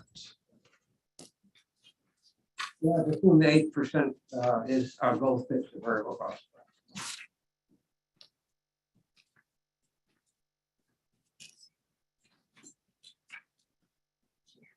Our storm fund. Once again, we did our storm fund master plan. The last one was done in 1999. So capital projects as recommended, maintenance as recommended, and you can see the $900,000 annual maintenance was recommended for our master plan. Next slide shows you what is in the proposed budget. So you can see what are large percentage increases over the next several years. Please keep in mind that the storm fee that you pay fee is currently $11.71, if I believe, per month. This 22.9% increase means it goes up to $14. And so $14.37, I think it is. So it's really a $1 or $2 difference per month for these next few years. But the percentage increase is so large that you see 22, 23%. Just so you might see that in the news media, they like to play the numbers game of what will make the biggest impact for buying a newspaper. So as with the water and sewer, the deferment of projects as well as a decrease in annual maintenance down to $100,000. So the same process as water and sewer for us to continue moving forward over the next 5 years. Any questions specifically for storm? So just a quick question over all 3. I know you've probably ran the numbers because I know working with Steve Donovan, but what are you looking at for the first year of increase? First year, when you combine everything, it's going to be about a 7.73% increase in an average customer's bill.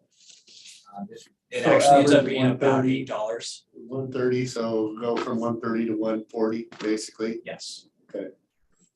I have a question about what percentage of the city has storm sewer. Comment? So sorry, sir, what was the question? What percentage of the city is served by a storm sewer?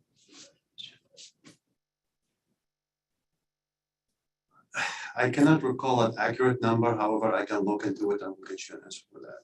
Like a third, 50%?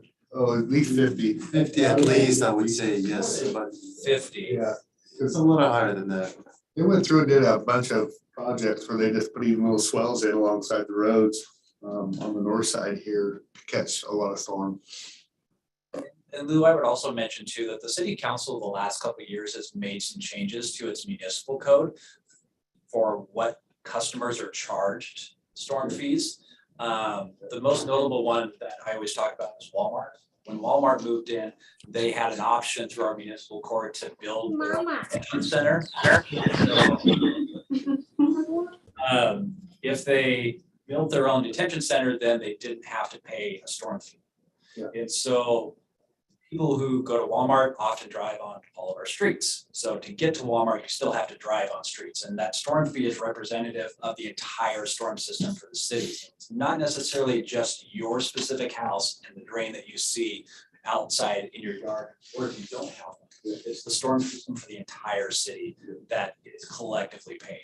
And so the city council over the last couple of years has made changes for specifically customers like Walmart, also people that have lived closer to the cliff here, where they're normally would just discharge. So they now see a fee on their utility bill for that storm fee. So we've made some corrections in our municipal code to make sure that everyone is paying a fair share because we all drive on the streets.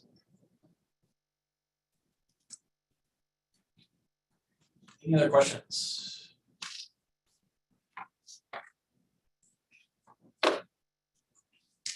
So probably the meat of obviously why a lot of people are here, and that's the general fund. I think we should keep, how does everybody feel? Keep going until 7 or 7 o'clock break so we can get through some of general fund, if not all. Yeah. Let's do that. Yeah, I just want to mention the general fund is a discussion. Well, we'll take 15 minutes of it and then break. Okay. All right, so the general fund revenue category you can see up there, we wanted to make note of a few different things. Property tax rates have increased over the last several years of about 6.6%. And typically from a finance director's point of view, we typically only budget 3% in revenue increases from year to year. And that's because of the measure 5 and 50 limits. So we budget for that increase. So that extra 3.3% is the growth that we've seen in the community over these last 5 or 6 years. And that's pretty consistent in all of my actuals of history that we've seen that 6.6% average. So that 6.6% average is continued on into the forecasted future. We have continued to see development and growth in our community. The ARPA funds, as John mentioned earlier, federal grant funds, the city is going to dedicate $832,000 this next fiscal year, $575,000 the year after, and then in 24-25, all that money goes away. That's an important factor when we look at the forecast for the general fund. Those ARPA funds specifically for the general fund helped fund some revenue replacement as well as the library makerspace position, the parks position.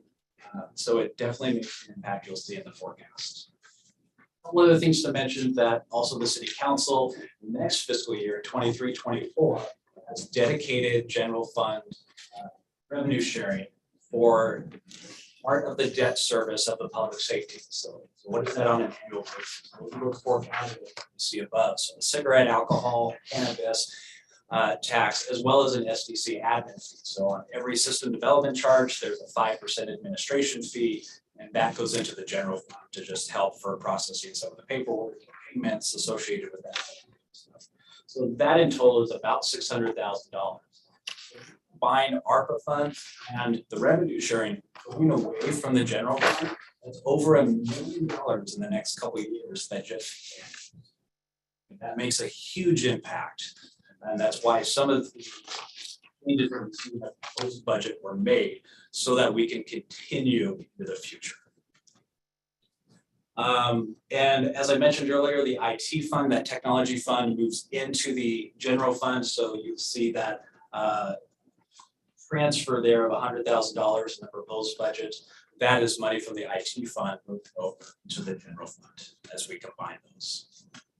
Any questions on general fund revenue that I can answer?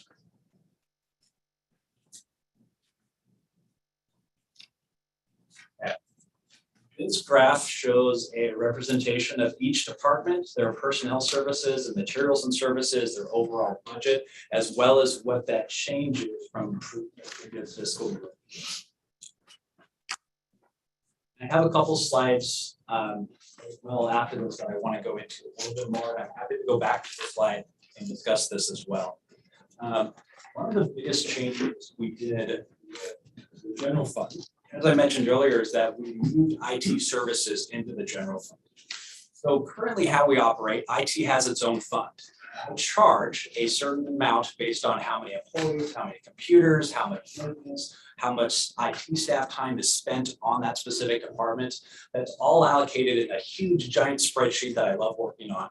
And I figure out how much each department should be charged for IT services. And so that charge typically has been in each department, and you'll see in the materials and service list of the detail, you'll see IT services and $28,000, or in the library specifically, $128,000, because they have a lot of equipment, a lot of computers that we maintain and we have to continually replace. So it's helping pay for that replacement cost as we move into the future. Moving that IT charge as a variable in each department is what you see above. So you can see the change specifically in the library went from 21% to 8%. The library specifically is charged about $128,000 for IT services. In the proposed budget, that 128% goes away. Okay? So of that 21% that you see of that change, I believe it was 15% of that 21 is specifically related to IT services. And nothing related to any kind of programs or staffing.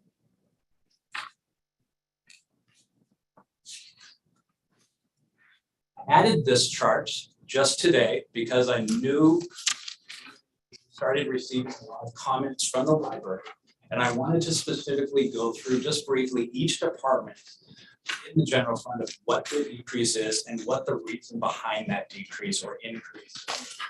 In administration, it was a 6% decrease from the previous fiscal year. One of the main reasons for this in our personnel services is that in this current fiscal year budget, we had budgeted a Main Street coordinator. That is now starting to develop into a Main Street program. That is going to be a contract position with Main Street by itself, so the city is not going to have to pay that personnel cost. We took away that from this proposed budget. Materials and service, the biggest change was the removal of IT services and that IT charge. City recorder saw a 1% decrease. That mainly is the insurance and COLA increases that pushed up the budget numbers, and then we brought it back down because we removed IT services. So it might have gone up $15,000 because of insurance and COLAs, no change in personnel, but then we take away $20,000 in IT fund charge, so it drops back down to a 1% decrease. City council is very much similar. We do a COLA increase. Their stipend that they receive as a city council and mayor and president is based on what a commissioner makes at the county. So we assume that the county is going to raise the commissioner rates. That is a reflection of what we see for the COLA increase in city council, as well as another IT charge that is taken away from materials and services. So that's why you see a 12% decrease. In the toy department, you see a 3% increase. That is the insurance and COLA adjustments. Pushing that up, IT charges go away, as well as we're adding professional services. So city council may know this already, but the budget committee, we move away from our policing of municipal court, and instead, because of the staffing issues in police and being able to constantly have somebody in the court when we have court going on, we wanted to make sure that we still offer those services. And so we have found a contractor that does this kind of work and has a business that works in many other cities that does bailiff work.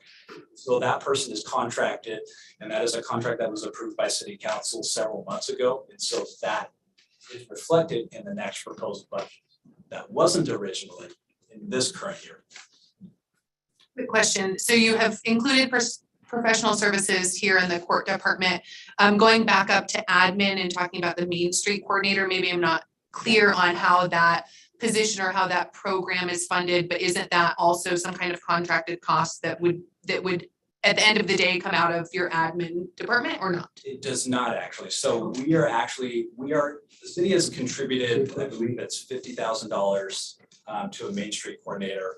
And that money is coming out of Community Development Fund and not the administration department in the general fund. And again, that $50,000 is actually coming from ARPA. So those are federally granted funds. So instead of the city hiring an actual person, the Main Street program, their own hiring process. Yeah, the Main Street eventually will take it over completely. Absolutely. I just want to make sure that I understood where Sure. it was being paid out of that $50,000. Thank you. So in police, you'll see a 6% increase. Personnel services, as I mentioned earlier, you're seeing 2 new patrol officers that are budgeted. In the materials and service, you'll see a decrease in IT charges, as well as you'll see an increase in body camera replacements. So the city received several years, 3 or 4 years ago, I think maybe 5, received a grant to start every officer wearing a body camera. And we got a grant for the initial body cameras, but over time and where, and I'm sure Chief can go into more detail, but they have to be replaced on an ongoing basis. And so now we're getting to that point where they're starting to fail or break and being to need replacements. Does the city go out for one big chunk and replace all of them all at once, and it's like 155 grand? Or do we throw $30,000 or so every single year? We're going to replace a handful every single year on a rolling amount, and that becomes part of materials and services. So it's nothing that they have to come every 5 years to the budget committee and ask for those funds. Chief, could you speak to why those are essential? Yes, body camera program came to St. Helens in 2017, as Matt had spoke about. And to put it in perspective in layman's terms is that the body cameras in 2017 are now outdated. One of the challenges in law enforcement is to keep up with technology because of the governments that we work in. We just can't go out and buy the new whiz-bang iPhone 13 or 14. We have to, budget that money. So to Matt's point, those body cameras that we have, our officers have currently, we have over 281,000 hours of viewing. So it would take a layman person 281 hours straight, 24 hours a day to view all that footage. So these are essential in police work. It is in my 36 years of law enforcement experience, folks, I can tell you that this is the biggest game changer and the most important piece of equipment for law enforcement. It brings 3 things. It brings legitimacy, transparency, and credibility to the police officers. And Sam Erskine, our city attorney, said it best. And he taught this to lawyers in law school. We would rather let 1,000 guilty people go than convict one innocent person. So these body cameras are vitally important to our community and to our officers. And what is occurring is that these body cameras, they're so antiquated, they don't even make replacement parts. So when they break, they break. And we have piecemeal these body cameras together to get to where we are now. And I don't think that's fair to our residents. Our residents deserve the ultimate in this program to ensure that we keep everybody safe. And so that's why it's on there. And we just keep up with technology. And from the DUI enforcement, the body cameras don't lie. What you see is what you get. And I can tell you from a personal experience here in St. Helens, it has really solidified the professionalism of our police department. We have, sometimes the public doesn't drive as well as we all think we're the best driver in the world, or in the heat of the moment, I didn't say that, and then we'll have complaints against our officers. The citizen will come in and review the body cam video and then be satisfied with what they see. So it's used in both court, it's used in both, to transparency, so our public knows that our officers are doing what they see. But believe it or not, it's eye-opening. And I'll tell you, very proud that this city has those body cameras. We know our neighbors not too far from us, a large metropolitan city, still struggles with the body camera. And I can tell you that none of the officers here in St. Helens want to go any shift without having a body camera operative. So the benefit of going to the new technology body cameras that we're going to switch to is these have a technology feature as we progress. So if a gunshot is heard, the body camera automatically goes on. Okay. So there's technology features built in to help the officers in that state of the critical incident where they might, tunnel vision focus. This automatically triggers on and everything. So I kind of get long-winded on this. I'm a big proponent of body cameras. It's what our community deserves and what our officers deserve because they are the residents as well. So. Can I ask it in a different way? Sure. If you screw up, how much does it cost in legal cost versus having a body camera to clean the act up? Well, our officers do make mistakes. I know. But it's good because we can catch errors they make. And, to like Muhammad said, it's been mentioned before with the sewers and stormwater, if we address it, we want to prevent it. So, but I will tell you that without the body cameras, we kind of expose ourselves to a liability because then we wouldn't be able to supervise and mentor and lead our young officers, that we hire. So that's a good tool for the leadership to be able to. The question is more, let's say you're sued, whether it's good, bad, or indifferent, what does the legal cost of being sued cost versus buying a bunch of cameras? 100% agree. That's the citizen coming in. I'm going to sue you. I'm going to have your job. I'm going to do this and that. They would view the body camera. They're satisfied, and we just end it right there. So we don't. It is a cost savings for the city as far as legal fees. They don't file the lawsuits because they actually get to see what their loved one, at times, what they've done when they maybe been under the influence of a controlled substance at the time that they encountered the police. But you can't add that up as that's what you put in your budget. That's one of those things. It's like officers prevent crime. You can't measure that because an officer driving by in a police vehicle, you don't know if it prevented crime. Maybe somebody's thought secondly about doing something. So yes, sir. You periodically random view the results for the cameras? Yes, we did. Yes, there's the footage that the challenge we have in body camera technology is that we just can't erase it because we don't know when that footage is needed. So it's there. And the body camera is viewed. The collective bargaining, the officers have rights. You just can't go on a so-called fishing expedition because I don't like Officer A or Officer B. I just can't go in there and look for any issues. They have rights themselves. But on a critical incidents that they do encounter, we do review that body cam video, and it's very helpful for us. We address shortcomings or some training issues, but more so we build on what they do right. Okay, we did this event. This is great. Let's build on this. Or if we see something that maybe we can improve on, we use that. But as far as just randomly picking video to view, no, we do not do that. That's part of the collective bargaining. You're right, and that's. I will be honest with you, that's a challenge that most metropolitan cities have. Our neighbors is that some of the officers don't want that to occur. But again, getting back to the technology piece, we just can't just erase body cam video, because let's say a year from now, somebody comes forward and makes a complaint or says there's a crime occurred, we have to have that stored. So that's part of this expense as well. Retention. Chief Greenway, can you please speak to the line item that's new this year about new hire equipment for $20,000?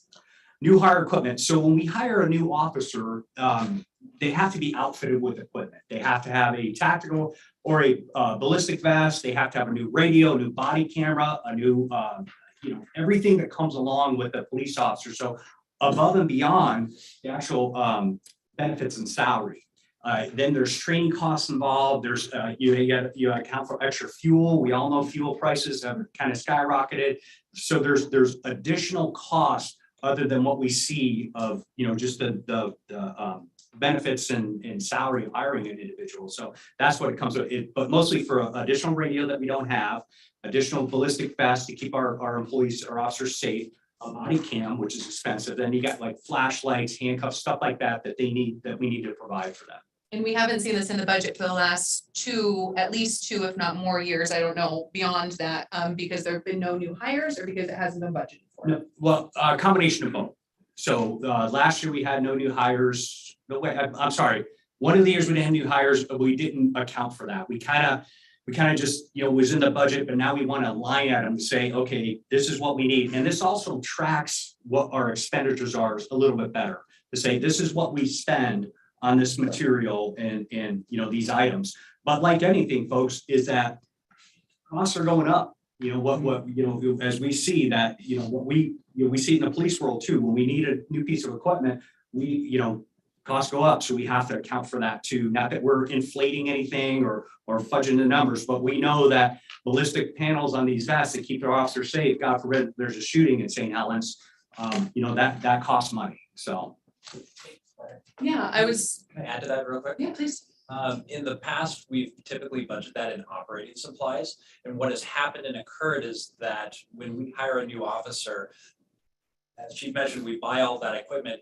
That affects how much budgeted money is available for our current officers to replace equipment. So when you're looking at outfitting a new officer and getting everything done, then you have an officer come in and say, well, I just tore my pants because I was going through a yard. Well, our operating supplies budget is 0. And so this year we've tried to identify specifically for higher officers, so that money is budgeted and separate, and it doesn't affect the current employees and what they can spend for personnel equipment replacement. So really, it's not a new $20,000. It was kind of a reallocation from operating supplies to really only be now $13,000 additional that's being budgeted this year.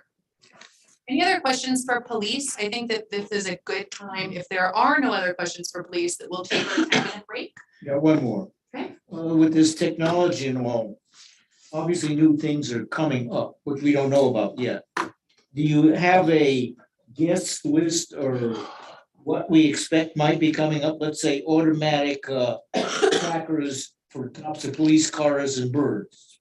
And you need a room to store that. Well, you talk about technology, another feature of that new body cam system has a GPS tracking device for officers in case the radio fails. But one of the pieces that hasn't caught up with the Pacific Northwest and these rural communities is cameras.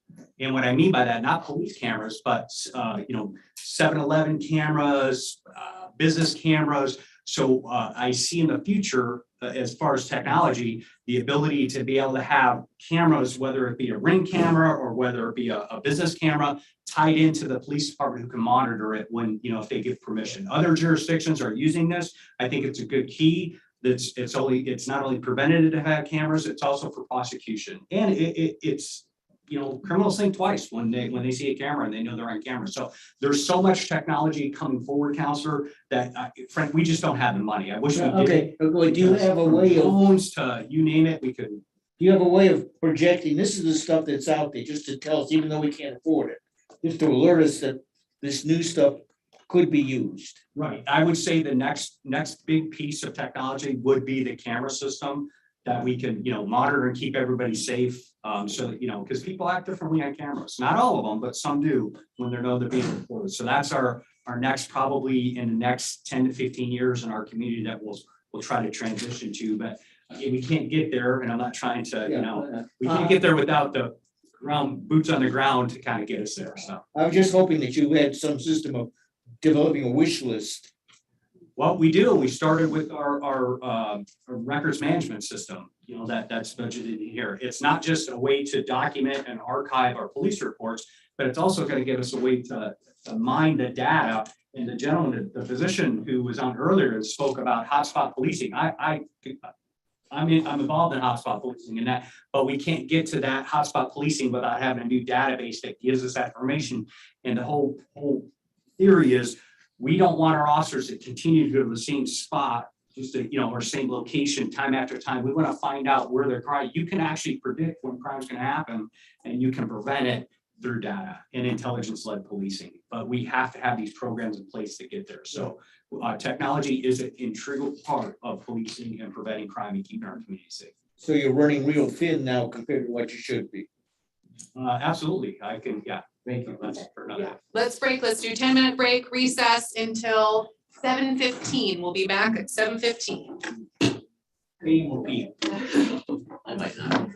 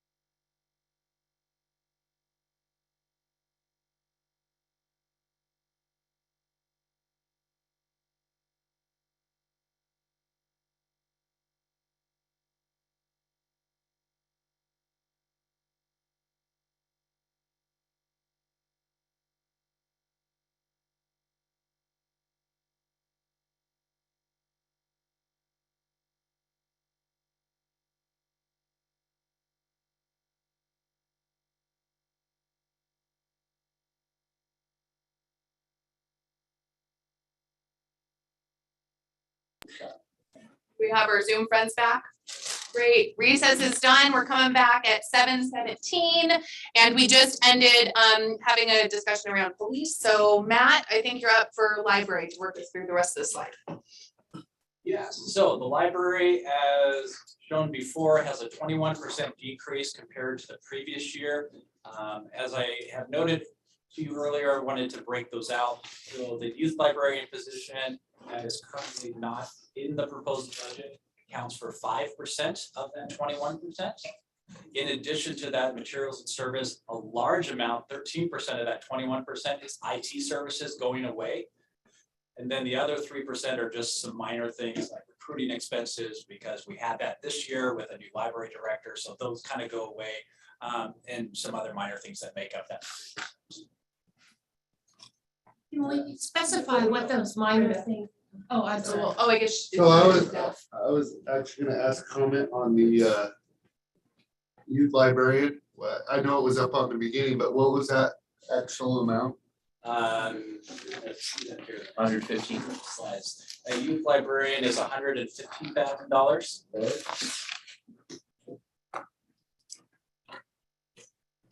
Would you find that? Well, we're going to talk about it. In the fund. Two quick questions. One, for the makerspace, I know that a lot of that initially was COVID relief funding for a lot of that stand up and for a lot of the staffing. So I see $5,000 in makerspace supplies. Some of that is rent, is that correct? For the makerspace space.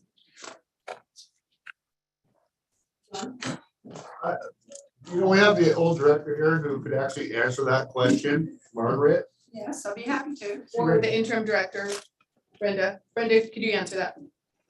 I'm sorry, can I get a more specific question? What time period? In general, rent, does the library pay rent for the makerspace space?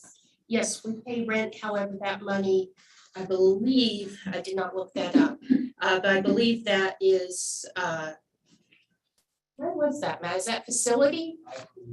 It was either in facilities or operating supplies. I cannot remember which category we put that under. It's $3,600 annual rent. And it's in that budget line in the general fund.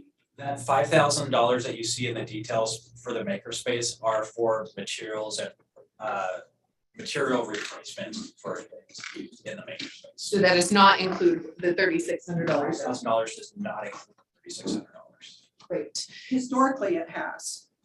Let's say $3,600 for the rent came out of the 5,000. I think it was 036 or 037. 036 makerspace.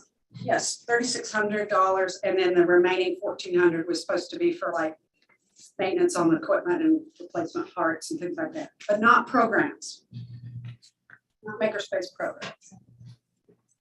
And then my other question is relates to not necessarily library, but all of this. And I think it's kind of brought up in library because we're going through a transition of leadership is, Matt, can you talk to us a little bit about on kind of your end or John's end, the budgeting process and how we understand that you need to present us a balanced budget, but how do departments make requests? We know that the police has really been very vocal and been huge advocates for themselves in making requests. How do other departments make requests or have communication about these budgets so there's some level of buy-in from department heads?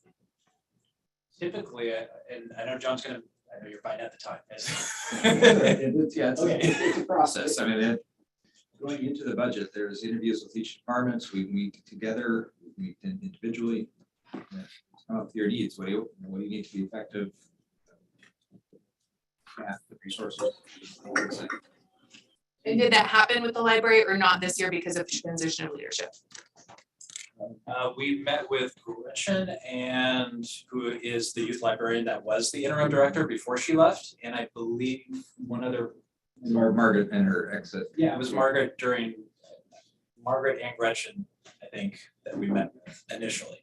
And I also want to piggyback on John that before we meet with department directors, we do send out a actual form for a change request, and that is anticipated if a department has a large need. And so we anticipate in the budget that there are moderate increases in almost every line item because prices go up, things go up. So if you're requesting something new, like a new FTE, you want to go buy $10,000 worth of something special that you already need, those would be items that our head would submit a request, budget request item, and John and I will do that as we go through these meetings. Yeah, I got a question. You said a youth librarian is 5%? And the full budget last year was 921,000? And the youth librarian was 115,000? Estimated. So we talk about personnel, we have to do our best guess of what wages are going to be as well as insurance. So that $115,000 is what the youth librarian previously cost the city. Right, so I'm saying that 115,000 out of almost $1 million budget is 11.5%, not 5%. Of the 21% of the department, it's that 5% of that 21%.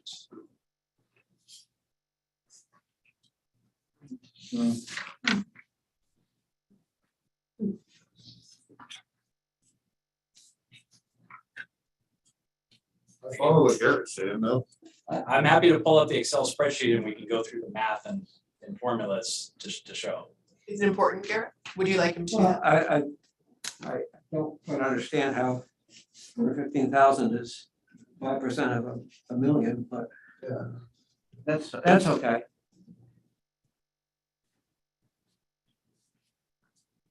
Right. That's okay. I think keep going. I mean, maybe take off that 5% right there, and we know the numbers. Right. Yeah. We're comfortable with the numbers in the proposed budget. Thing that my intention of pointing those percentages out is that when you see 21% decrease, that's not fully $115,000. You have to also consider that IT services was $128,000. So removing that. Well, the IT service is right, 128,000, which is about 13%. That one's correct. Michelle on audio.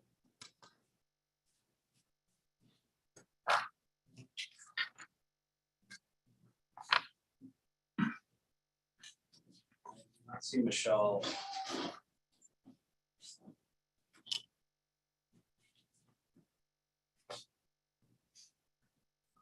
Any other library related questions?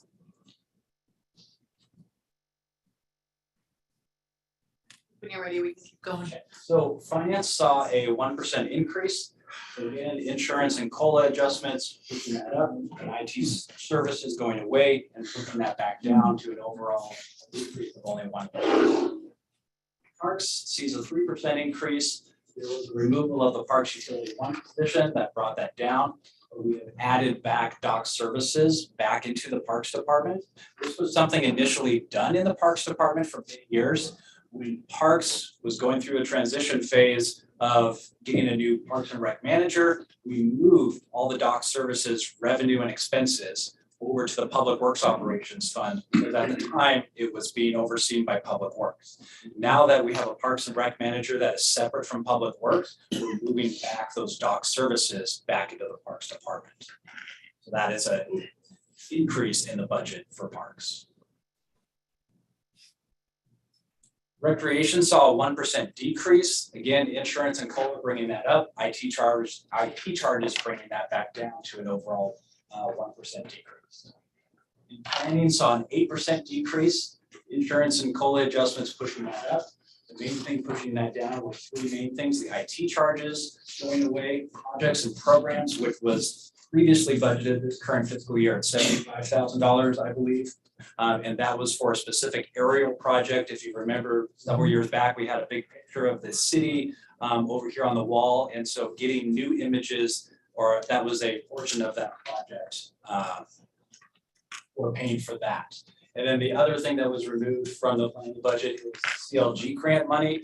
We recently used the CLG grant money to get reimbursed on some of the improvements we've done on the Bennett building next door. So the window replacements, some of the things that we've done to the roof to prevent the birds from nesting in there. So that is a grant opportunity that we received that's typically been spent out of the planning department. We've actually moved those expenses to. And then in the building department saw a 3% increase, insurance and COLA going up, and then IT charges going down. Building necessarily doesn't have a lot of IT charges because they now have a building technology fee that helps fund a lot of their equipment and replacements and improvements that they're doing to improve the building permit process. Good job. Any other questions on this slide? So where are we as a proposed budget? This is a forecast of the next 5 years, the general fund specifically. At the top, you see the red, excuse me, the red and the green lines. And this revenue.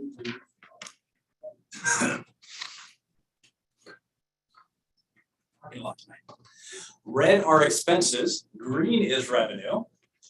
The purple bars that you see below are the ending fund balance for each fiscal year. So that ending fund balance is the beginning fund balance for the next fiscal year. Yellow line is the reserve policy that the city currently has of 20%. The blue line that you see is John and I's always hopeful goal that we will achieve a 30% reserve. Those reserves have been used in the past to help the city get through times of recessions.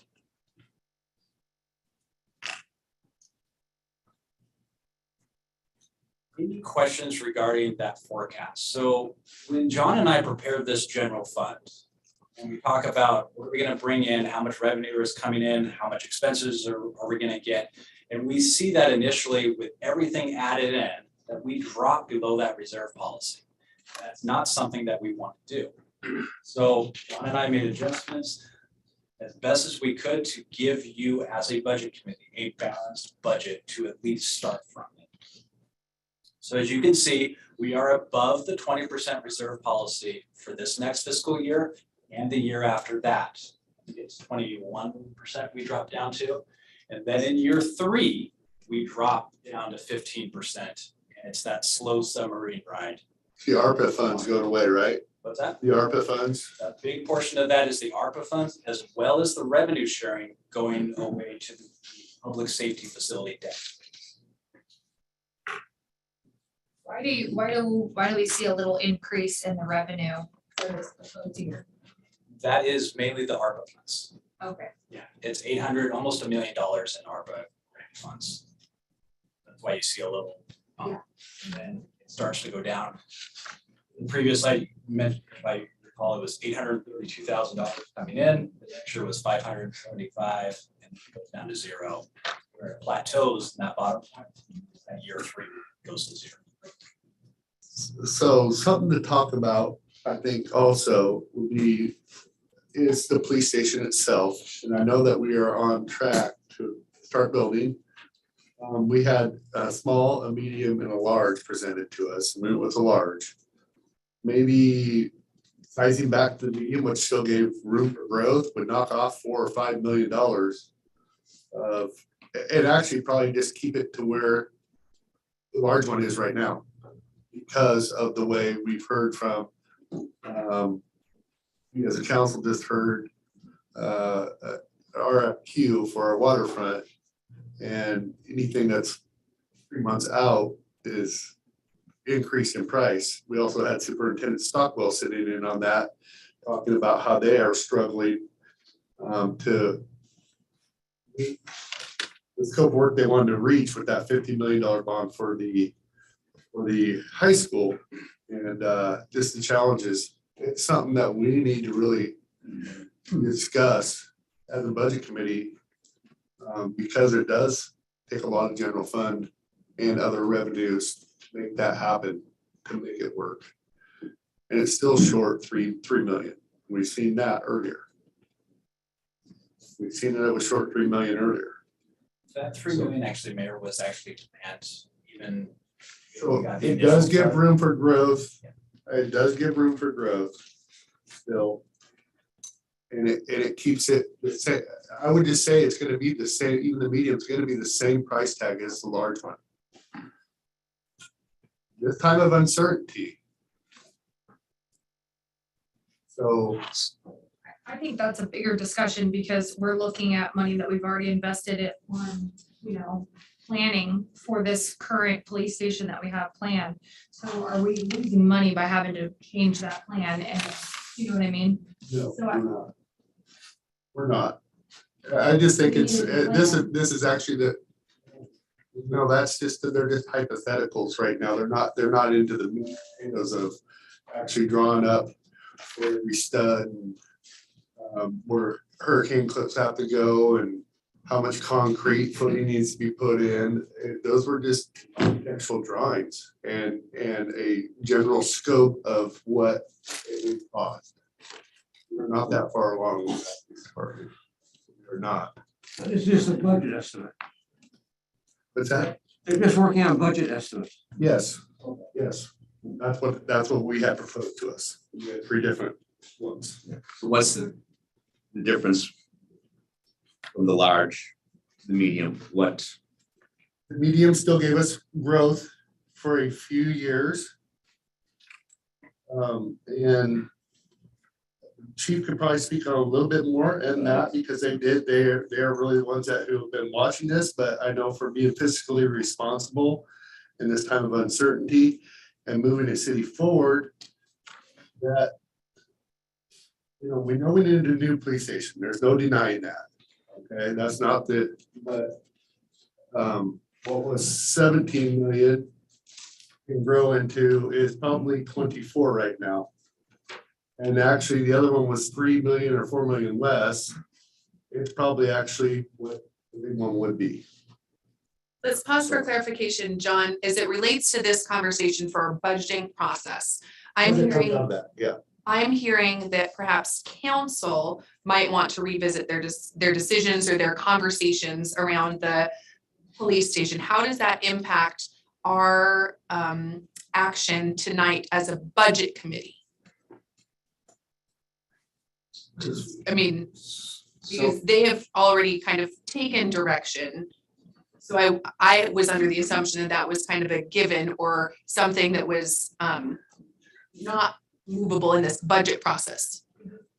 Am I incorrect? Yeah, internally, we're looking at public safety facility on its current path, working to do the site prep, and then once those plans get to 90%, it's a planning level estimate that meet the large contingency, and it's actually getting smaller. The more advanced the plans get, the smaller the contingency is getting. It'll go from start off at 30 and it's going to go down to about 5%. So I have a pretty good idea how much things going to cost. But to really take a hard look at that point, where we're at. Completely redesigning the facility right now is back a little bit, create a little bit more expense. And it might be something we have to do. Is that something the budget committee would take action on, or that the city council would take action on, is my question. Depending on budget you're filling, yeah. For purposes of the budget for next fiscal year, the changes to the public safety facility or the funding mechanisms as far as revenue sharing does not take effect next fiscal year. So the city council or budget committee does still have time to make changes if they want, and it does not affect next current fiscal year. And I was going to bring up an Excel spreadsheet of this forecast to show you what that change could potentially be if the city council decided, hey, we want to relook at. But it does continue for years out. Yes. For how many years? 20 what plus years? A lot of that was in our general budget. Yes. That we stretched everything we could, keep it to $3. Mm-hmm. Now, in looking at that, and you're right, we're okay this year. But the following years, we are away from that 20%. John and I are, like John mentioned earlier, we're not necessarily worried about the next fiscal year or even the second year. It's years 3 4 to 10 to 15 that we need to be concerned about. The debate is just the right size. We do not need a Taj Mahal that we spend a ton of money on that really sets the city into turmoil in 6 years from now. I'm not gonna be here. I won't. I've already stated that. But why would I wanna do that to somebody? We need to be, this is one of those big budgeting moments. It just is. We know we need a new police station. There's no debate there. That's not what I'm talking about, but the right size. Do we need a council chamber there? I don't know. Do we need a court there? Court used to run out of here. It used to. I got a traffic ticket.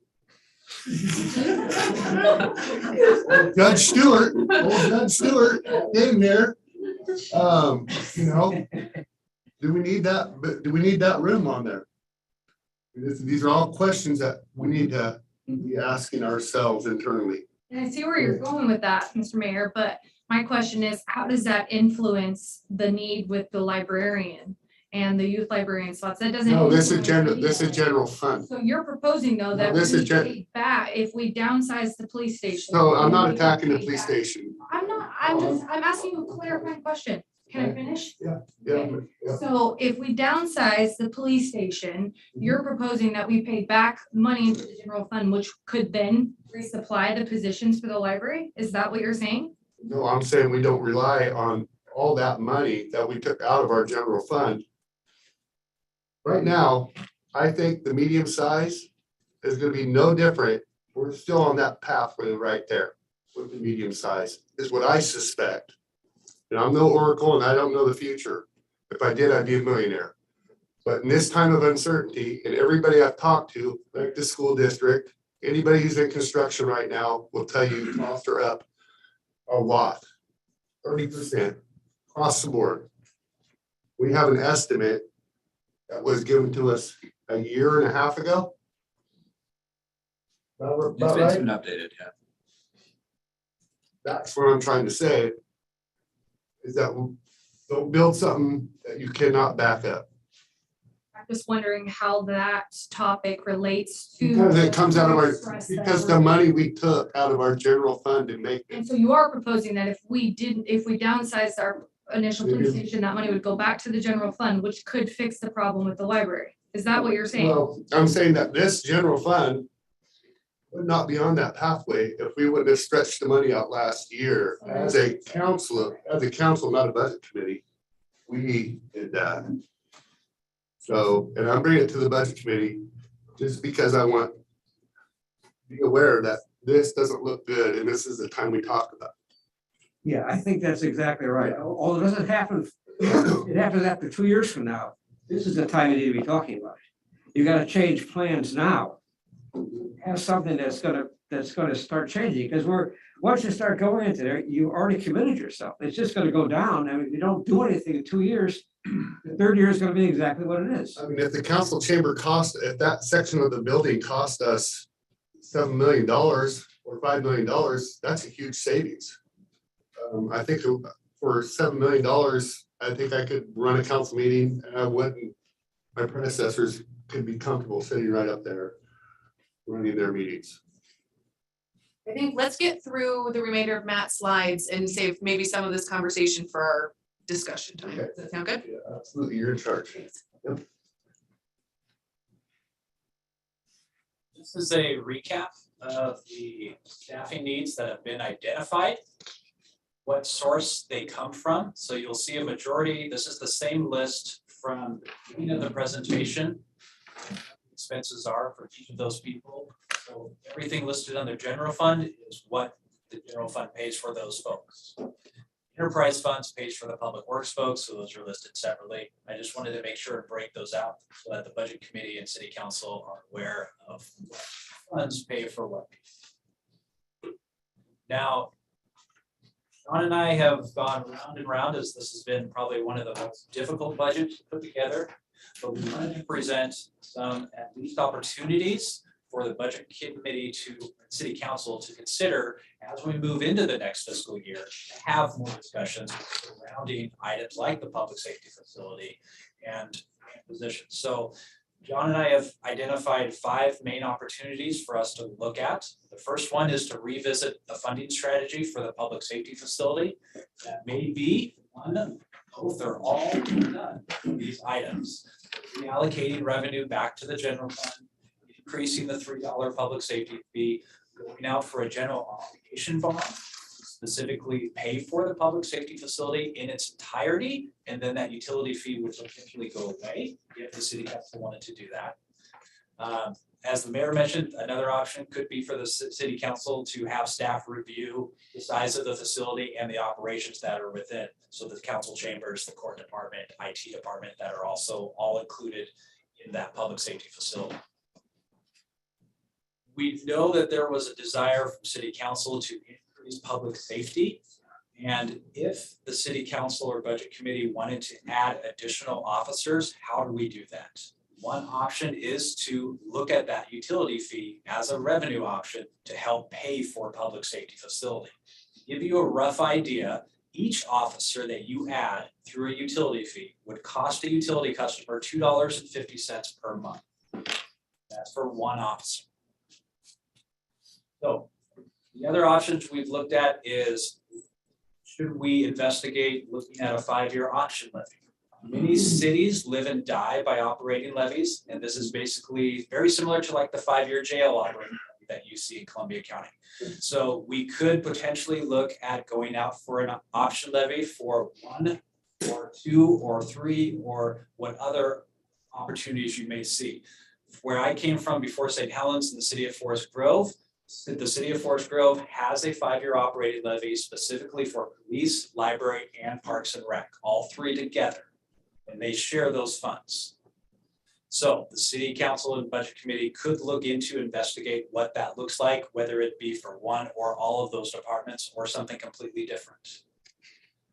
Item number 4 was investigating a continuation of the Parks and Rec utility fee that sunsetted last December at the $2 fee. You could potentially bring that back to help fund the Parks and Rec department for some of those positions and programs if you wanted to. And then number 5 was to complete an internal service review of all of our departments and city buildings. And what that entails is bringing in an outside consultant to give a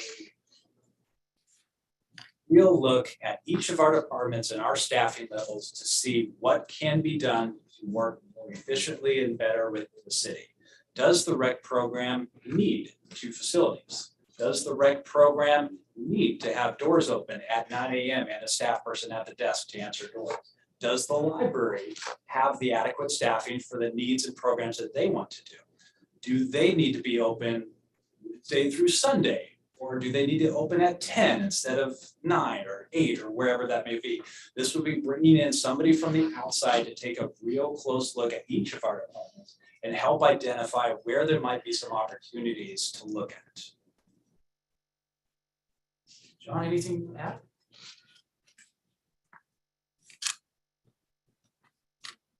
Most of that is a,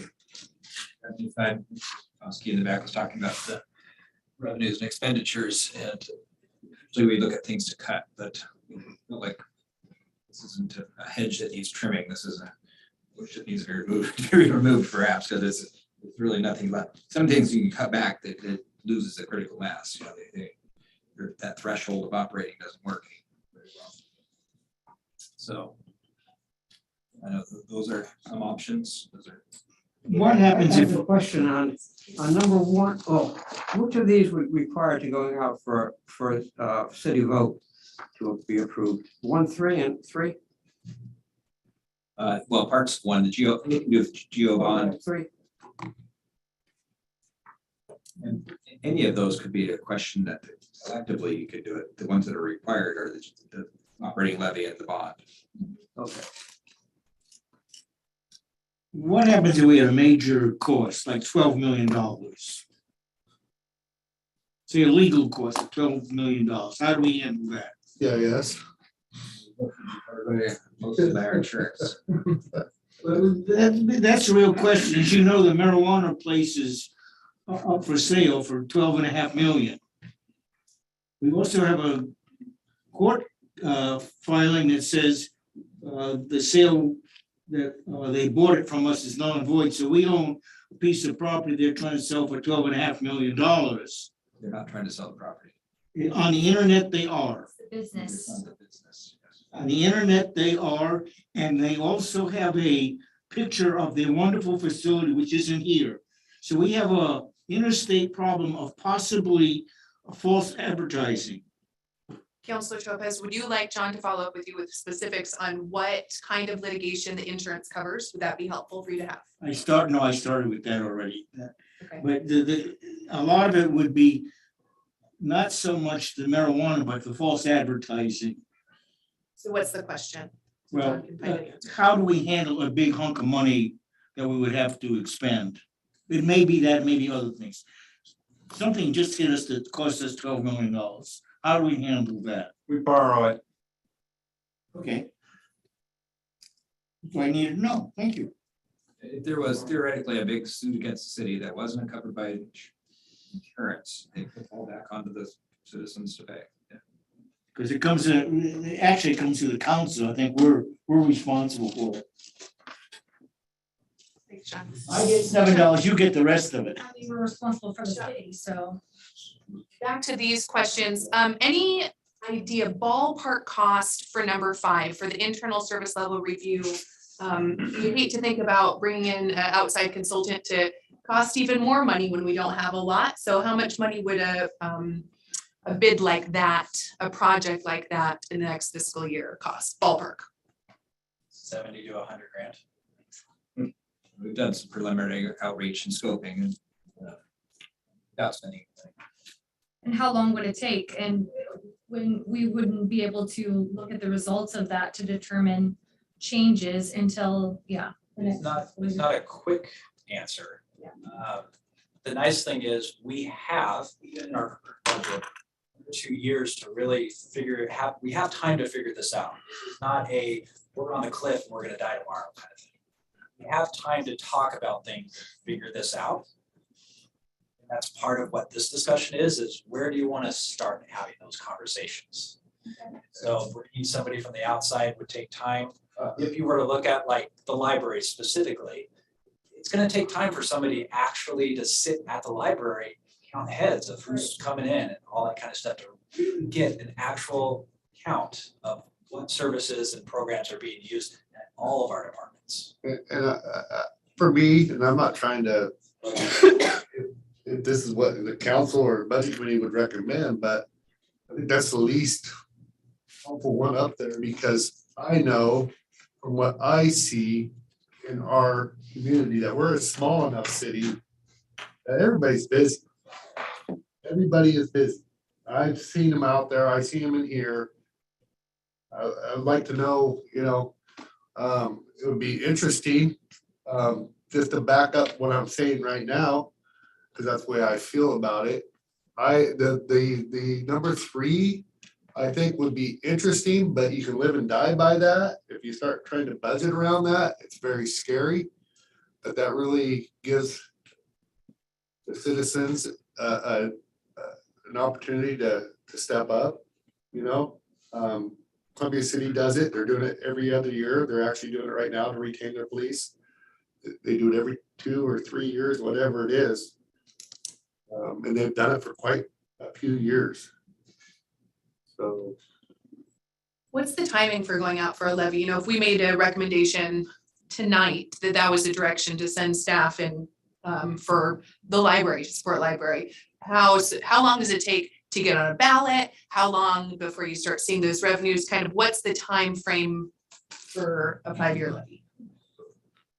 Well, there's the time frame and also the logistics of forming the political action committee, everybody going, who's going to run this thing and manage it, and all the aspects of running a campaign where the staff has to kind of walk all back from that because we're biased. We're control on everything. A year and a half. Does the budget committee have to walk back? And then, Anybody who's elected I totally agree, because, time is of the essence. It really is. I mean, we make a decision tonight, it's gonna be the wrong one, without a doubt, because we haven't had enough time to discuss it and talk about it. So I just have a recommendation, and when I came in, and I've gone through two of these, through the recessions, whatever, very similar kinds of concerns, cutting individuals, cutting a lot of staff. And we made it through those without cutting staff. And there's no reason to cut staff in my mind, absolutely none. And so when I went through here, I just kind of asked for a calculator, and I just kind of added things up in my head. In materials and services in all departments across, we've got $250,000 if we cut 10% of each department in materials and services. And so that isn't cutting people.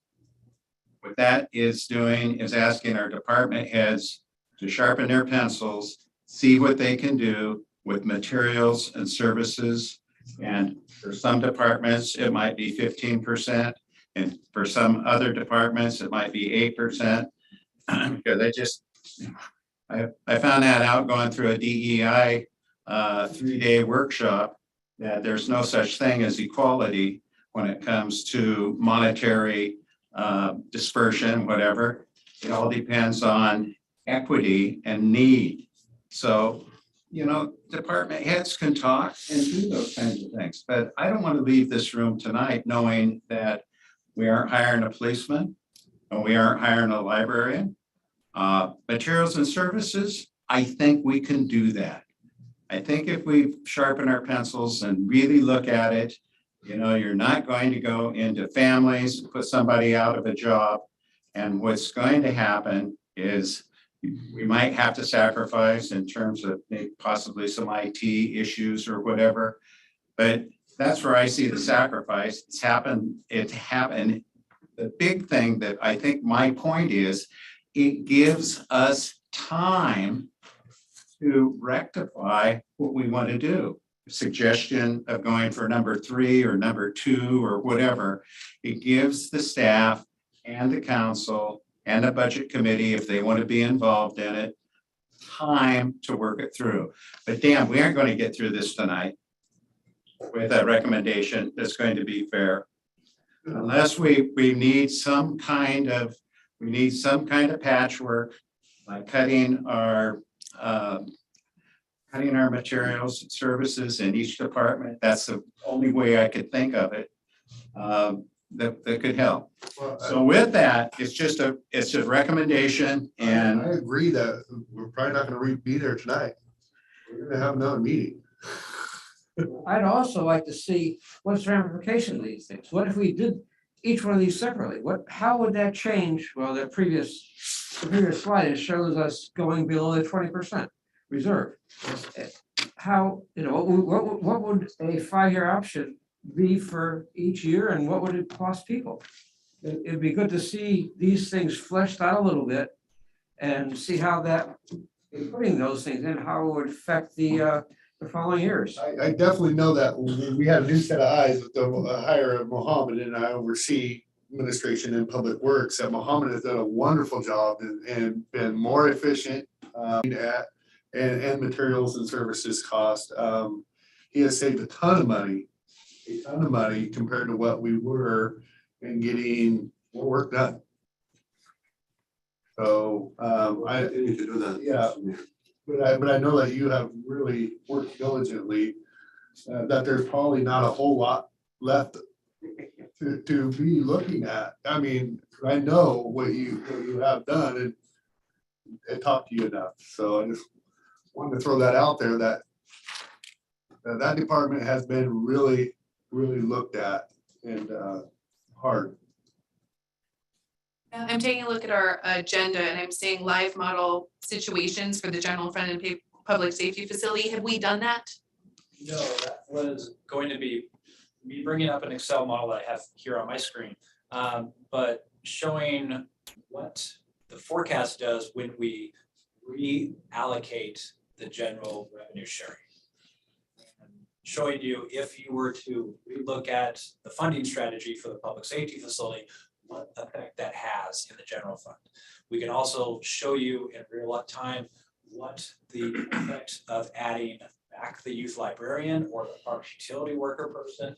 We can show you in real time what that does to year 4 or 5. And those kind of discussions. So my original assessment when we were trying this public safety fund was $5 for 5-0, $5 for 5-0 instead of 3. What does that look like? I have that as well, and it's ready for you.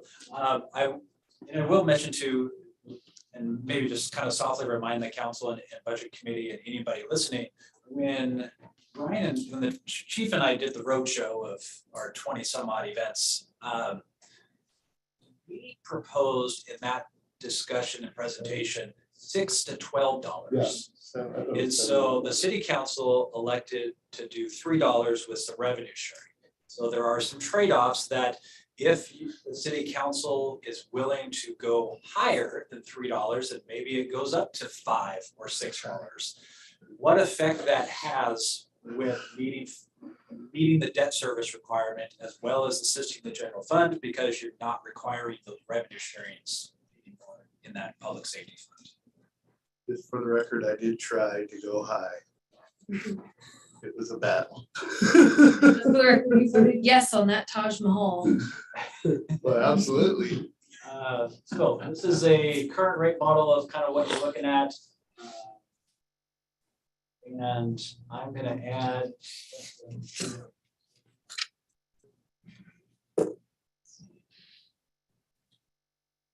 So in 23-24 is when those beginning parts of those revenue sharings goes away. And so I'm going to add back the cigarette tax, which is pretty small. It's about $10,000 a month and declining because people are buying cigarettes. The alcohol tax, as you could probably guess, continues to go up. So we go more after tonight, so. But I do want to leave the cannabis tax. Yeah, why does the state keep dipping their fingers into that more and more?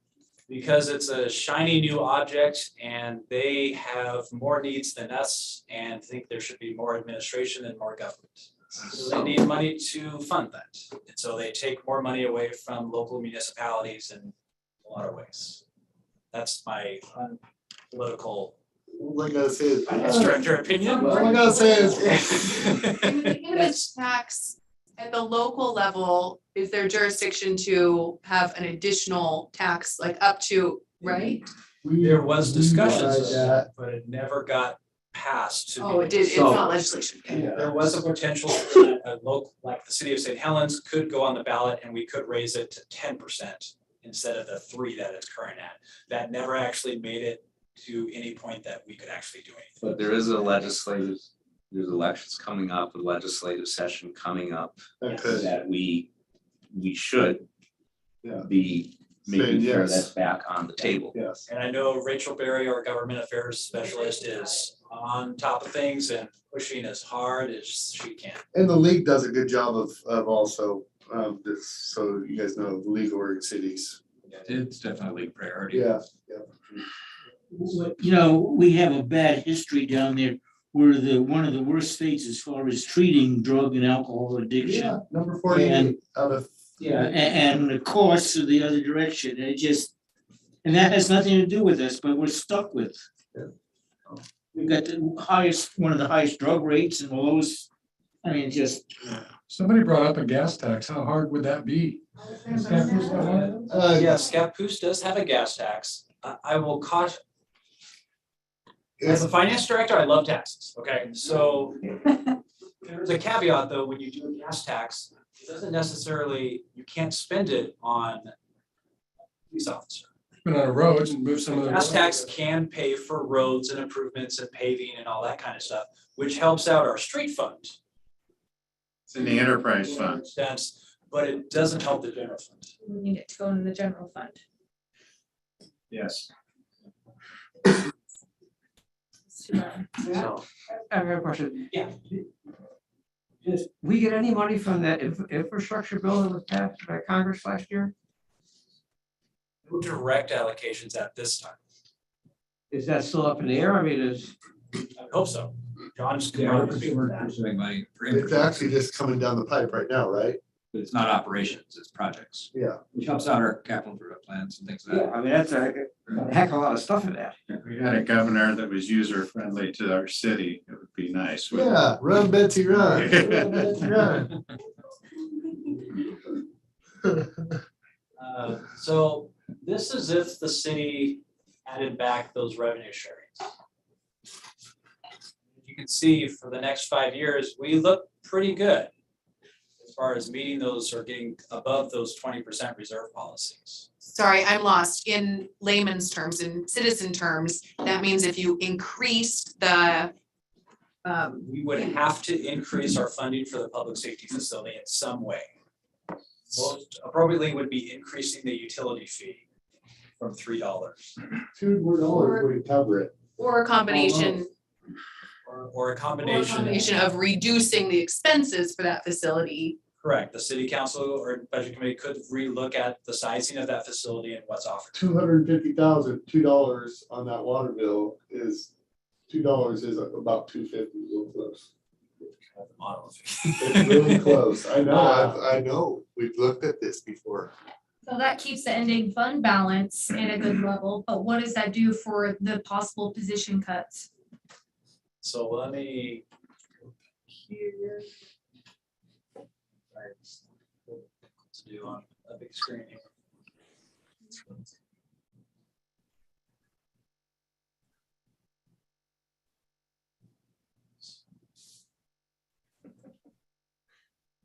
I'm going to add back that librarian, youth librarian. At 115 grand. You can see drop below.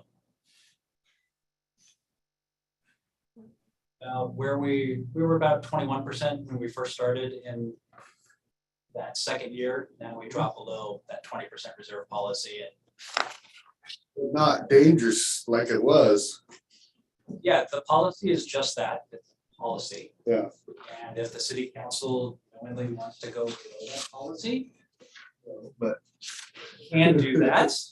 It's not something I would recommend. Yeah. But that's what my job is to look out for the financial interests of the city. So And that is what, 3 years out? that would be 3 years out. Yeah. And you're not dipping below it a huge amount. Yeah. So And when is the Armstrong plant gonna be online? It's just been bought. Do we know when they're gonna become operational? not that I've heard unless John knows it here. And it'll be several years before the Okay. comes on the tax rolls. Okay, so just to clarify. As utility customer. Sorry, just to clarify though, that this is adding the librarian position back in and making the rates for the public safety facility go up. Yes, Okay, and so we're still below that reserve. you're still. That is adding $2. I just want to clarify. With that. That's adding $2. This is just looking at the certain general fund, not the $3 fee or anything like that. The other thing I want to keep in mind that, I'm always the bearer of bad news because I'm the finance guy. But one thing I want the committee to consider as well as the library does have a makerspace position going away. And that's that ARPA funded position that is currently in the budget. Right now, in the forecast, that's still going away. So in 2 years from now, that position would go away unless you decide to fund it or find funding for that position. Could that possibly be like something that would be really grant eligible because of the technology behind it? But we can wait too.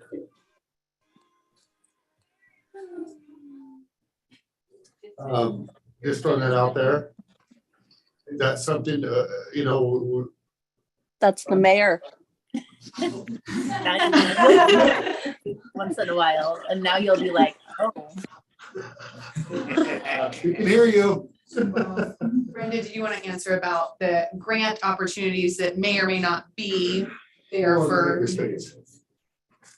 typically what I have seen thus far is people are very generous and willing to give for specific projects. Finding money specifically to fund individuals is far more difficult. Many grants specify is not to fund an individual on a continuing basis or even as a stopgap measure, that it would be to fund another part-time person or a non-permanent position. And how much does that position cost? Off the top of my That's gonna come up. head, I want to say around 105, maybe a little bit under 100. Okay. Off the top of my head. Somewhere in there, which is pretty similar to the youth library. I mean, pretty close. Yeah, it's a little bit less, but. About 65, wasn't it?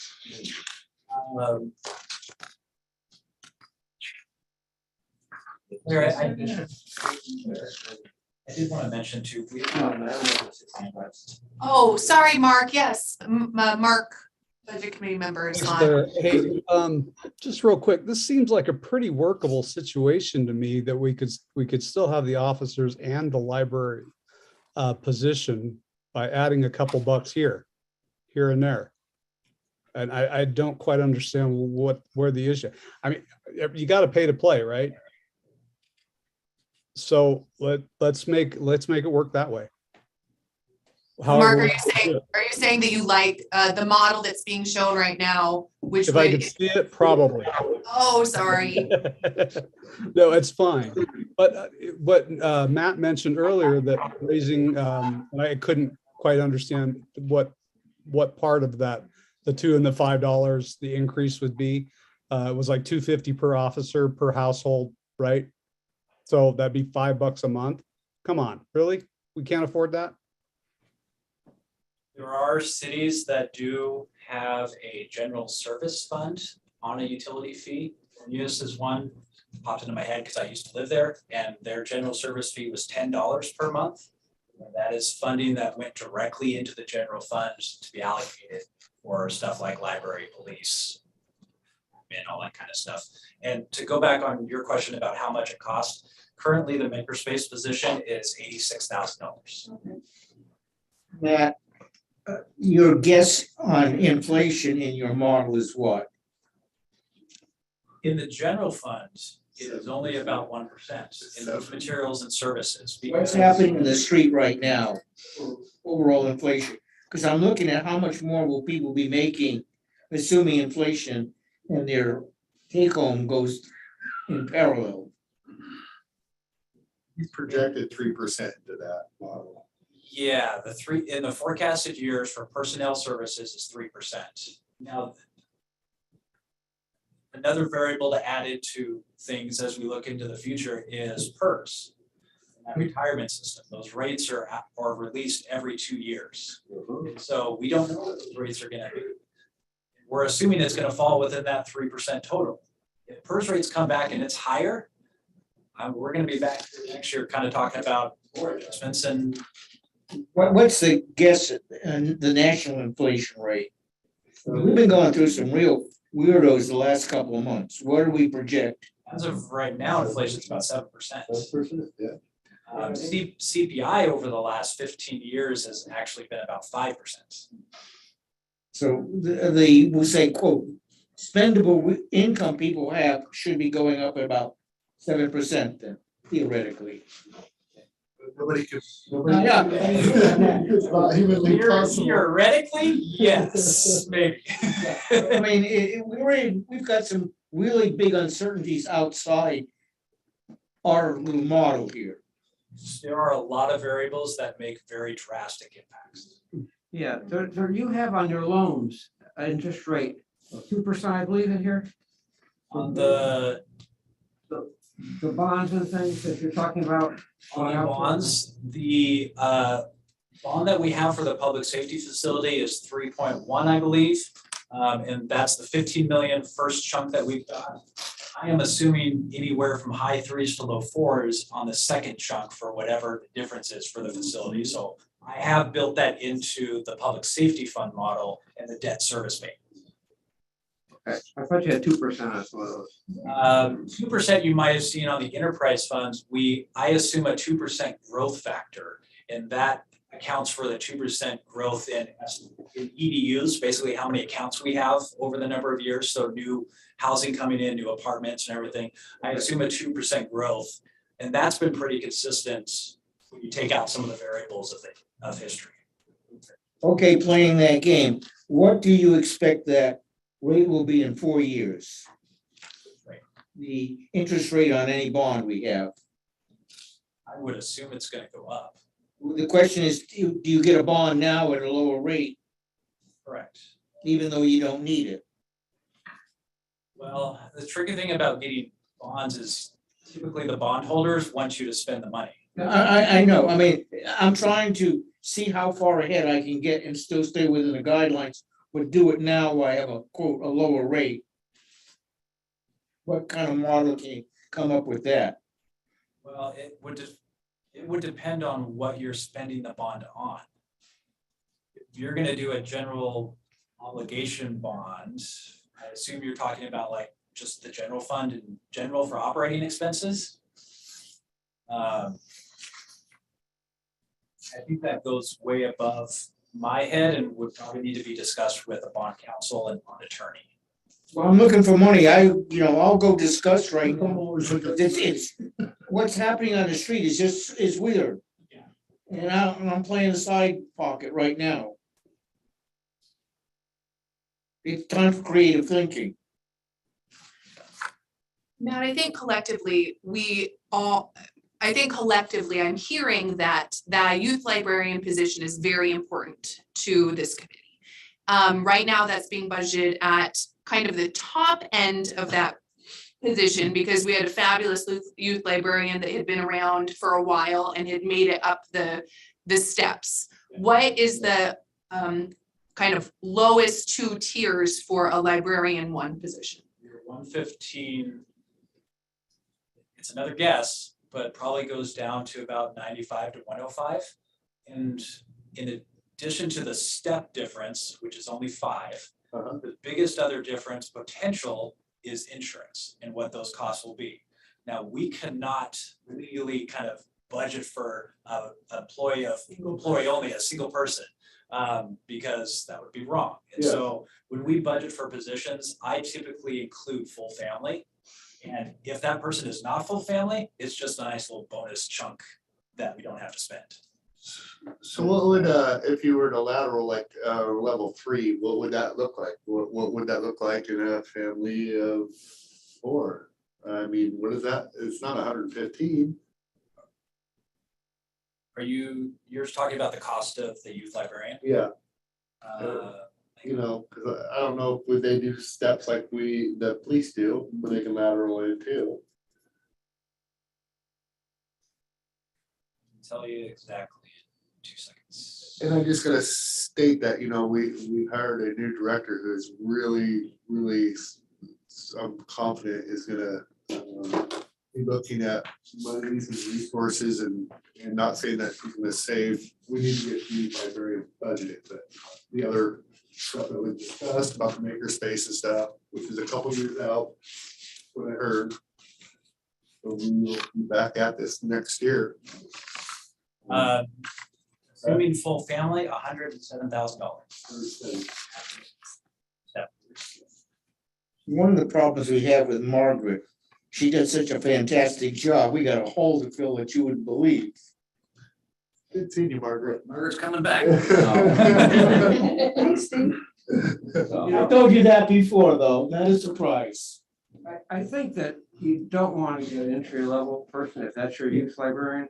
I'll tell you, when our kids were young, we lived outside of Houston.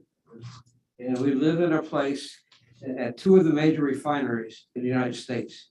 We paid no taxes. So the library was a house from hall.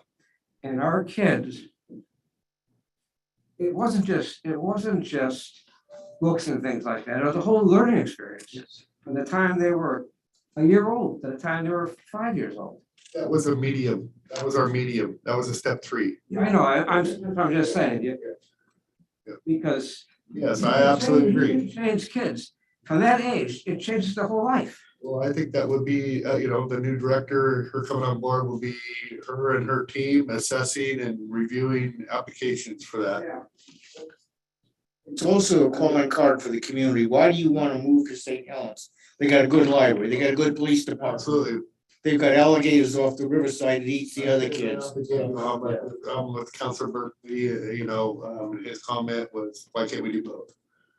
We have to do that. No, we have to do that. Let's not go maybe, it's have to. How do we do it? So are we gonna get there tonight? I don't think so. Matt, Well, and on that note, I wanted to add. When what you're doing tonight as a budget committee is approving the proposed expenditure authority, okay? And on the agenda, I have an amount here that I need to correct. It's 87,716,000. That is the total expenditures for the entire city. And as a budget committee, approve tonight's budget expenditure authority, and we can still add that library, that youth library into the budget. It's not gonna, whether you fund or don't fund the librarian, doesn't change the expenditure authority. Because what we do, when you say, we wanna add a youth librarian, okay, so we're gonna add that in, your materials and services will go up in the general fund, or your personnel services will go up in the general fund, and your contingency just goes down. So the ending amount of whatever that amount is, $13 million, still stays the same. That $87,716,000 stays the same no matter what. Because all you're doing as a budget committee is approving a proposed budget for the expenditure authority. So tonight, you can pass the budget if you want to. And you can even add a little writer on there that says, you want to make sure that when the city council approves it and adopts it, that youth librarian is in the budget. And it's appropriated as a youth librarian in the budget. It's not going to change the expenditure authority that you're approving tonight. So in theory, you could pass the budget tonight, knowing that staff will add that in before it comes to city council. I just like the idea of what Doug kind of proposed is taking a little more time, like what I heard you talking about. And I heard Topaz talking about coming up with some creative ideas. And maybe that's what we need to take away from this meeting tonight. And even if we have to come back and, just revisit the last little bit here, have a discussion before we actually do that. That's what I feel comfortable in doing, knowing that I'm not rushing. This is this budget committee number. That's all I'm speaking. That's John, I know that we're a little bit later in the budget cycle than even in previous years. So what would the impact be if we essentially took a 2-week recess and we re-adjourned in 2 weeks to make this motion? Is there any impact to the city? Other than having another budget meeting, you mean? Does that slow down any, are there any? Expenditure authority, and I think there's the other tract of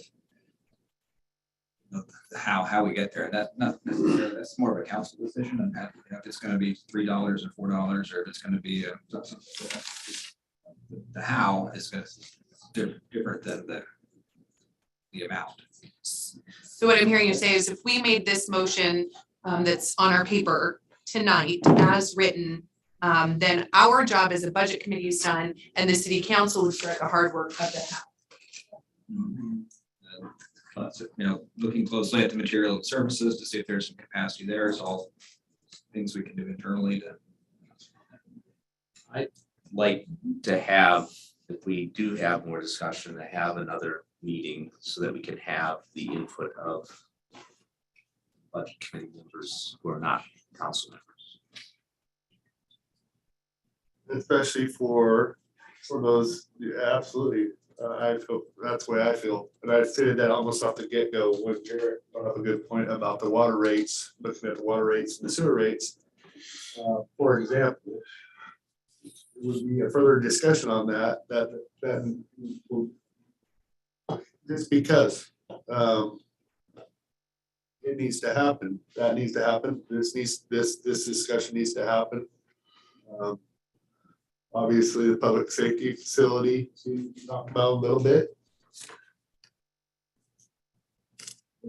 I think it worries me to say that we have this 5-year plan for these funds, water fund, sewer fund, and storm sewer funds. But then we took and we're only gonna do 10-15% of that. So what good is a 5-year plan if we're not gonna do a large portion of it at least? I would like to see these opportunities, some of these things, what would happen if we did this? I mean, how can we have more money in this town to do the proper maintenance on these very important facilities and do the upgrades that we have to do? Because also in that discussion, Garrett, is we know there's gonna be probably a rate increase of $10. And then we're also talking about up here, you can see more utility fees and increase the officers to $250 per officer. Also, we could add money to our general fund through that water bill. When do you stop? When we know that's discussion for a collective people that want to be on a budget committee, trying to understand the money and management, and we do. That's why we're all sitting here and collectively talking about moving forward. Yeah, that's what I would appreciate in moving forward. Definitely. Not only as a budget committee member, but as a mayor of the city, would appreciate from this committee. Mayor, what if we, so as to not hold up anything that staff had to do, made this motion, but then also could set as technically a joint meeting or a portion of your council meeting where budget committee could come and have these conversations? Would that meet the needs that you're? Well, I'm just afraid that it's already allocated if we adopt it. yeah. If we adopt it, it's already allocated until the city council changes it. You know, the how. So the money would be allocated, but we said Expenditures. how would still be up to discussion. So we could approve the expenditures Am I tonight. wrong? Am I wrong in what I said? Well, you are establishing the expenditure authority. Things I wanted to bring up on why it's later in the year than previous years is because this is such a razor thin budget that we're working really closely, watching what's going on in the economy, watching what's going on in our departments, and just really fine tuning it. That said, when we look at these 5-year models, that year 5 is just, it always looks bad. I mean, Councilman Martin's expressed frustration with, why does it always look like we're going broke? and over the years, and then we always find a way, right? We find a way to kind of keep it going. So you bring the youth librarian isn't going to make that big of a difference, frankly, in the budget. So part of what was asked is how do you guys make these decisions? You know, Claire asked, and you say you meet with the department heads and this and that. Not only that, but we heard from the police union saying that they needed 5 officers, not, you know, to meet their quota. And that's at a national level too, by the way. It's not just our department, it's every department. But we hear that and we know that we have, you know, 4 retiring officers. And we need these 2 to keep that 24-hour service, the only 24-hour service in Columbia County, period. And it's, you know, you're right, it's very razor thin. But we hear there's even still more of a need. That's why I was just wanting to discuss, you know, is it set? I mean, if we adopt this, is there? There will always be more demand than resources. You know, we're going to talk about the police department for a minute. We have a union guess at what they want, we have what we can do. Let's step back and see what is going on in the neighborhood.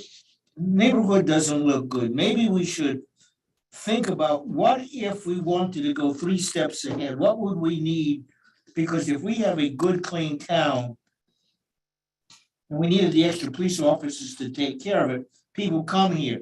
The way a lot of part of the state is going down to 2. Now, the numbers say we only need 5, according to the police station. We only can figure out for 2. Well, in reality, would you have a gut feel that you need 7? Now, I'm definitely eyeballing it, but I'm looking at the neighborhood and I see problems coming at us that aren't on the books yet. You can't go down and get the statistics from the state, but take a look at how many homeless are parking their boats, their cars and tents all over. It's coming our way. But the numbers don't say anything here. So there are problems that, your gut is telling you is coming. And from a legal point, you can't justify having it. But I think at times it's time to trust our gut. Well, and that's why my gut's telling me this much too, is that a recession is coming. It's only a matter of when. With a 7% increase in inflation, with the Fed continuing to level. Yeah. It's coming. Yeah. So my gut's saying, that's why when I'm looking at the police station and saying we need to go medium size, because it's gonna be what the actual cost of the big size is right now. My gut is saying all those, it is not looking good. But let's plan for Housing market. Yeah. That's the We one have a thing. comment or a question from one of our friends on Zoom. Is it Mark? It is. I don't know if this is what you were talking about, Mayor, but I would feel much more comfortable if we had another session. Just looking at these two items. We do it in a week and a half. Yeah, the decisions of live or whatever you wanted is not going to affect the $87 million. Right, I think that's what we need to ground ourselves in, is if we can approve the expenditures, noting that we would like the youth librarian added back in. If we approve those expenditures, we can come back together again, or as a council without the budget committee members, and have more robust conversation around how to do it, opportunities. And I think that would be. You're doing such a good job facilitating. With or without me. You keep saying. So how does that sound? Question is, how does it make sense if we approve this budget, but we're adding in a position that's not budgeted in there? So. Then the budget would change. But the expenditure authority is not. Let's say that you We're have. just giving you authority, we're not telling you how much. Correct. You're telling us that we can spend $87 million. And we've put these into categories of materials and services, personnel services, contingency. In a very simplified version, let's say that you have $100 to spend. You've given me authority to spend $100, okay? And I give you a budget of, I'm gonna spend $50 on people and $50 on materials. And then you say, well, I want you to hire more people. Okay, well, then I'm gonna spend $70 on people and $30 on materials and services. We're at the end is still $100.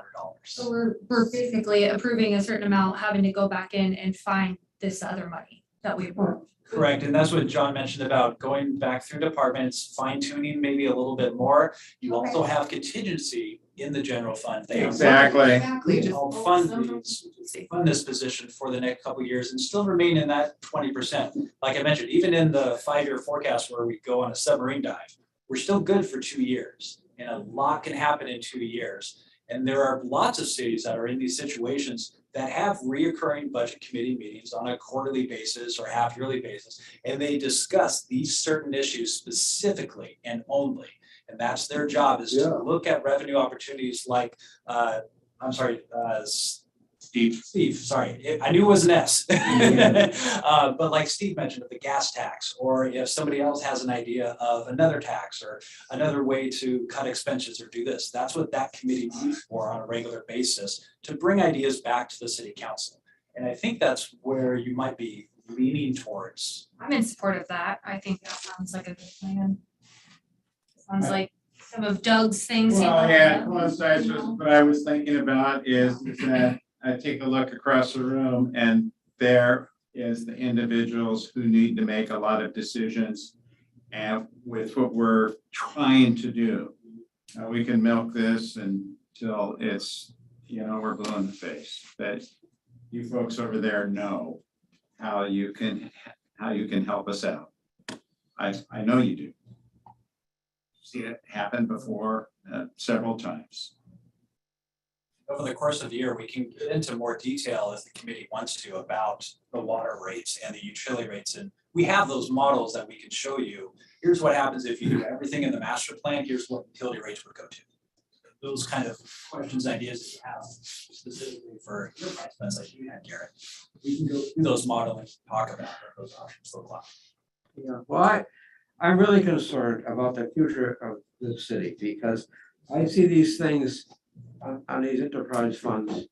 And if you tell me it's a 5-year plan, this is the things we need in 5 years, and we're only going to spend 10% of that, 12% of that, I'm saying this is not right. It's just, somebody's gonna come back 10 years from now and you're gonna say that damn Rick Scholes, if they had done their job, and we would be in this position now.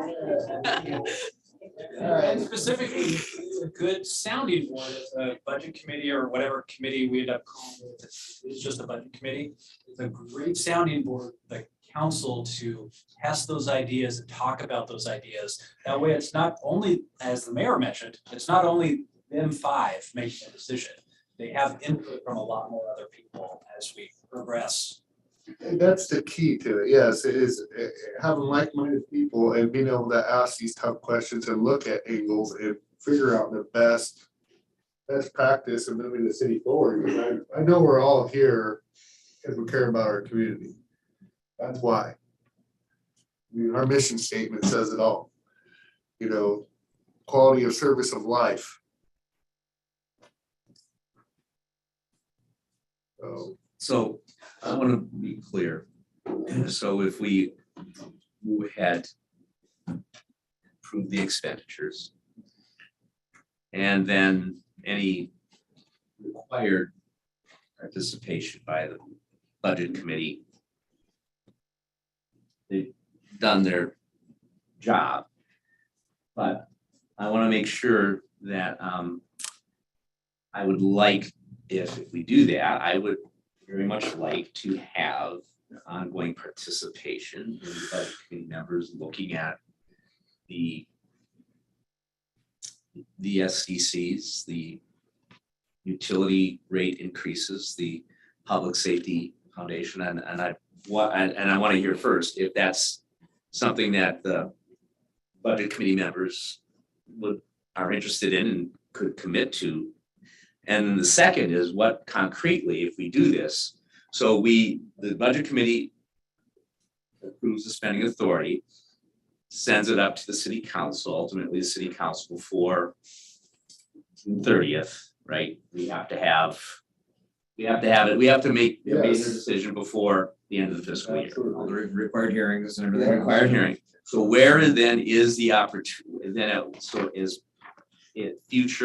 so at city council meetings between now and then, that the time where we would specifically make those changes to the budget, that if we chose to restore the so where does that, So we would we are have just the council. that we as a council are making that decision. We're not just saying that we pass the budget and then if staff decides fill it or not, that we are actually. Well, then we are going to fill it. That's what we're saying right now, that we are, as the budget committee, are moving forward, putting that dollar amount into there. You can't specifically say in your motion, to make sure it's very clear and part of the record, that you approve the 87,716 with the youth library added back in. Of adding. That way, staff knows that when the council sees this next budget on June 15th, you know that the youth library is included in that budget. So Matt, let me ask you this question. Right. If we ask the budget committee to come, would Steve Donovan have his homework done by the end of June? I already have it.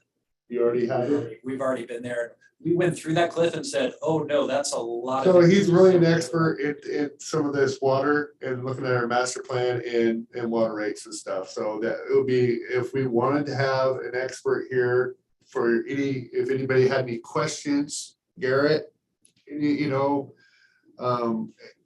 we know that was part of the discussion, and the other one was just the general fund, and maybe the $2 fee, the levy, all that type of stuff, which is the opposite of Steve Donovan. But I just thought it would be nice to have. Steve is awesome for enterprise and SDCs. He's fantastic. I work with him. I've honestly worked with him for my entire career in other cities. He's someone.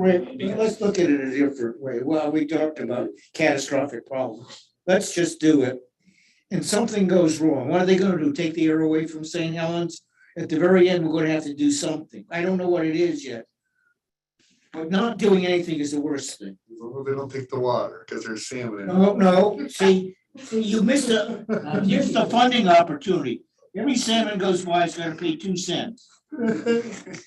Oh, I'll give my 2 cents worth. Well, I think in moving forward with this motion, though, as long as we're all committed to continuing these conversations really proactively around opportunities, I mean, that's the meat of it, is we're gonna come back and do this hard work, and it's not gonna be thrown in the recycling bin on the way out. We make a commitment to come back, do the hard works to hopefully 2 to 3 years from now, not have to make really, really difficult decisions. okay, Madam Chair, can I make a motion to approve expenditures for or fiscal year 2022-2023 in the amount of $87,541,000.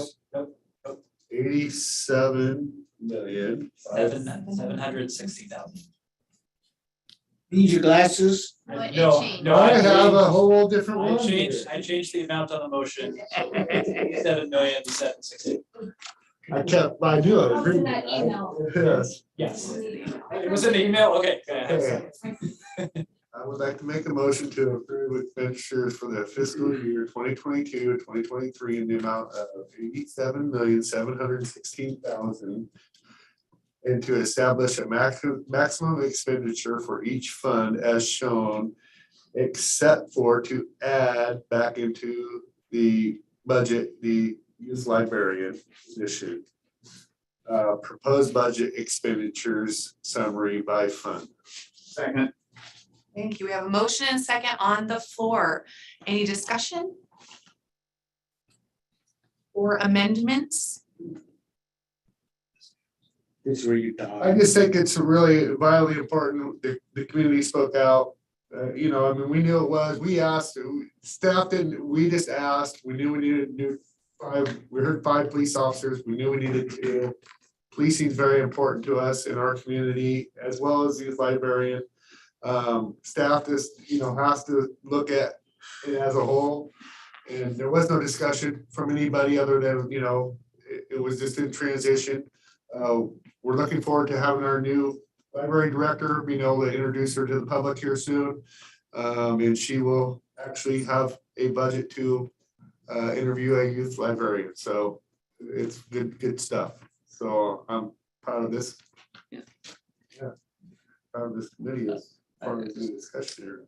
I want to comment. First of all, I do want to again apologize for being late because I really did want to be here for the public comment. It's overjoyed that when I guess in 6 years on the budget, when I was on the budget committee, I don't know that there were in that 6 years as many people who came to speak public comment time as did on this issue. So my apologies for not being personally present at that time. And but I do think that it is important as a classroom teacher. It is just obvious the hurt so many of our children and families are experiencing because of this disruption of the education these last couple of years. And that we do need, it's essential. The youth librarian is essential because of the work we've been done the last couple of years with the recreation, now Parks and Recreation Department, and that sort of thing. So I think I'm glad that we are seeing that even though we're facing difficult decisions ahead, it never was an either or situation of either hiring more police officers or keeping a youth librarian, because I really believe that the services we provide to our youth will accomplish many of the same goals, we hope, by having a great police force.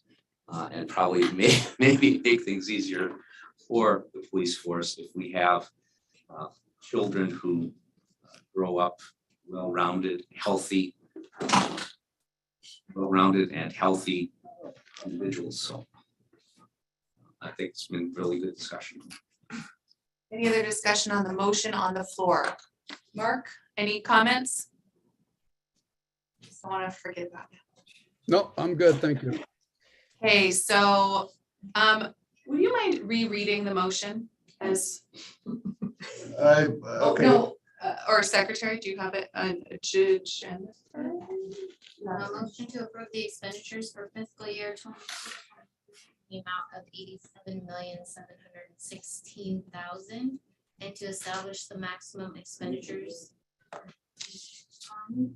as shown. And add back the youth librarian for fiscal year 22-23 budget.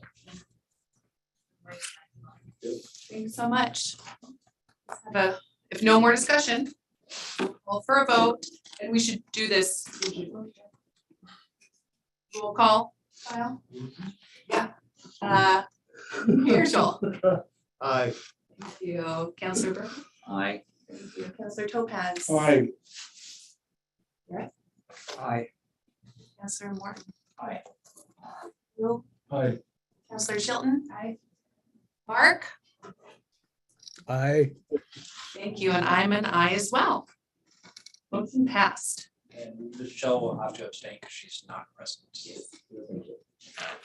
Before we adjourn, let's go back. Did everyone have a moment to review the 21-22 meeting minutes?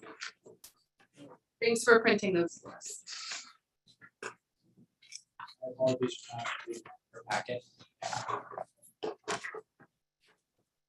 I have it, so could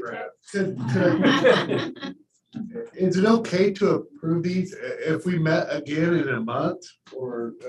If you meet as the. Yeah. Yes. Can I make a motion to maybe set another meeting for looking at the stuff that we've discussed here tonight and approving the minutes at that meeting? Even if it's only a hour and a half meeting, you know, everybody can have a chance to read these and then we don't have to hear. Did I hear a motion? All right, that's why I was trying to make a motion of doing that. Second. So the motion is to set a meeting in early June, correct? Or just another meeting, Yes. the way things are going. Yes, another meeting, let Matt work with Steve Donovan. And Yeah, it might be July. I know there's on the calendar, so. Jenny was a little freaked out about adding anything. Yeah. And I remember her face. I was like, whoa, what's coming No, up? John, as much as he loves working here, he does appreciate the night off. And Zoom does work for a lot of people too, so. So can we hear that motion? Someone? I need a motion. I think it was a second.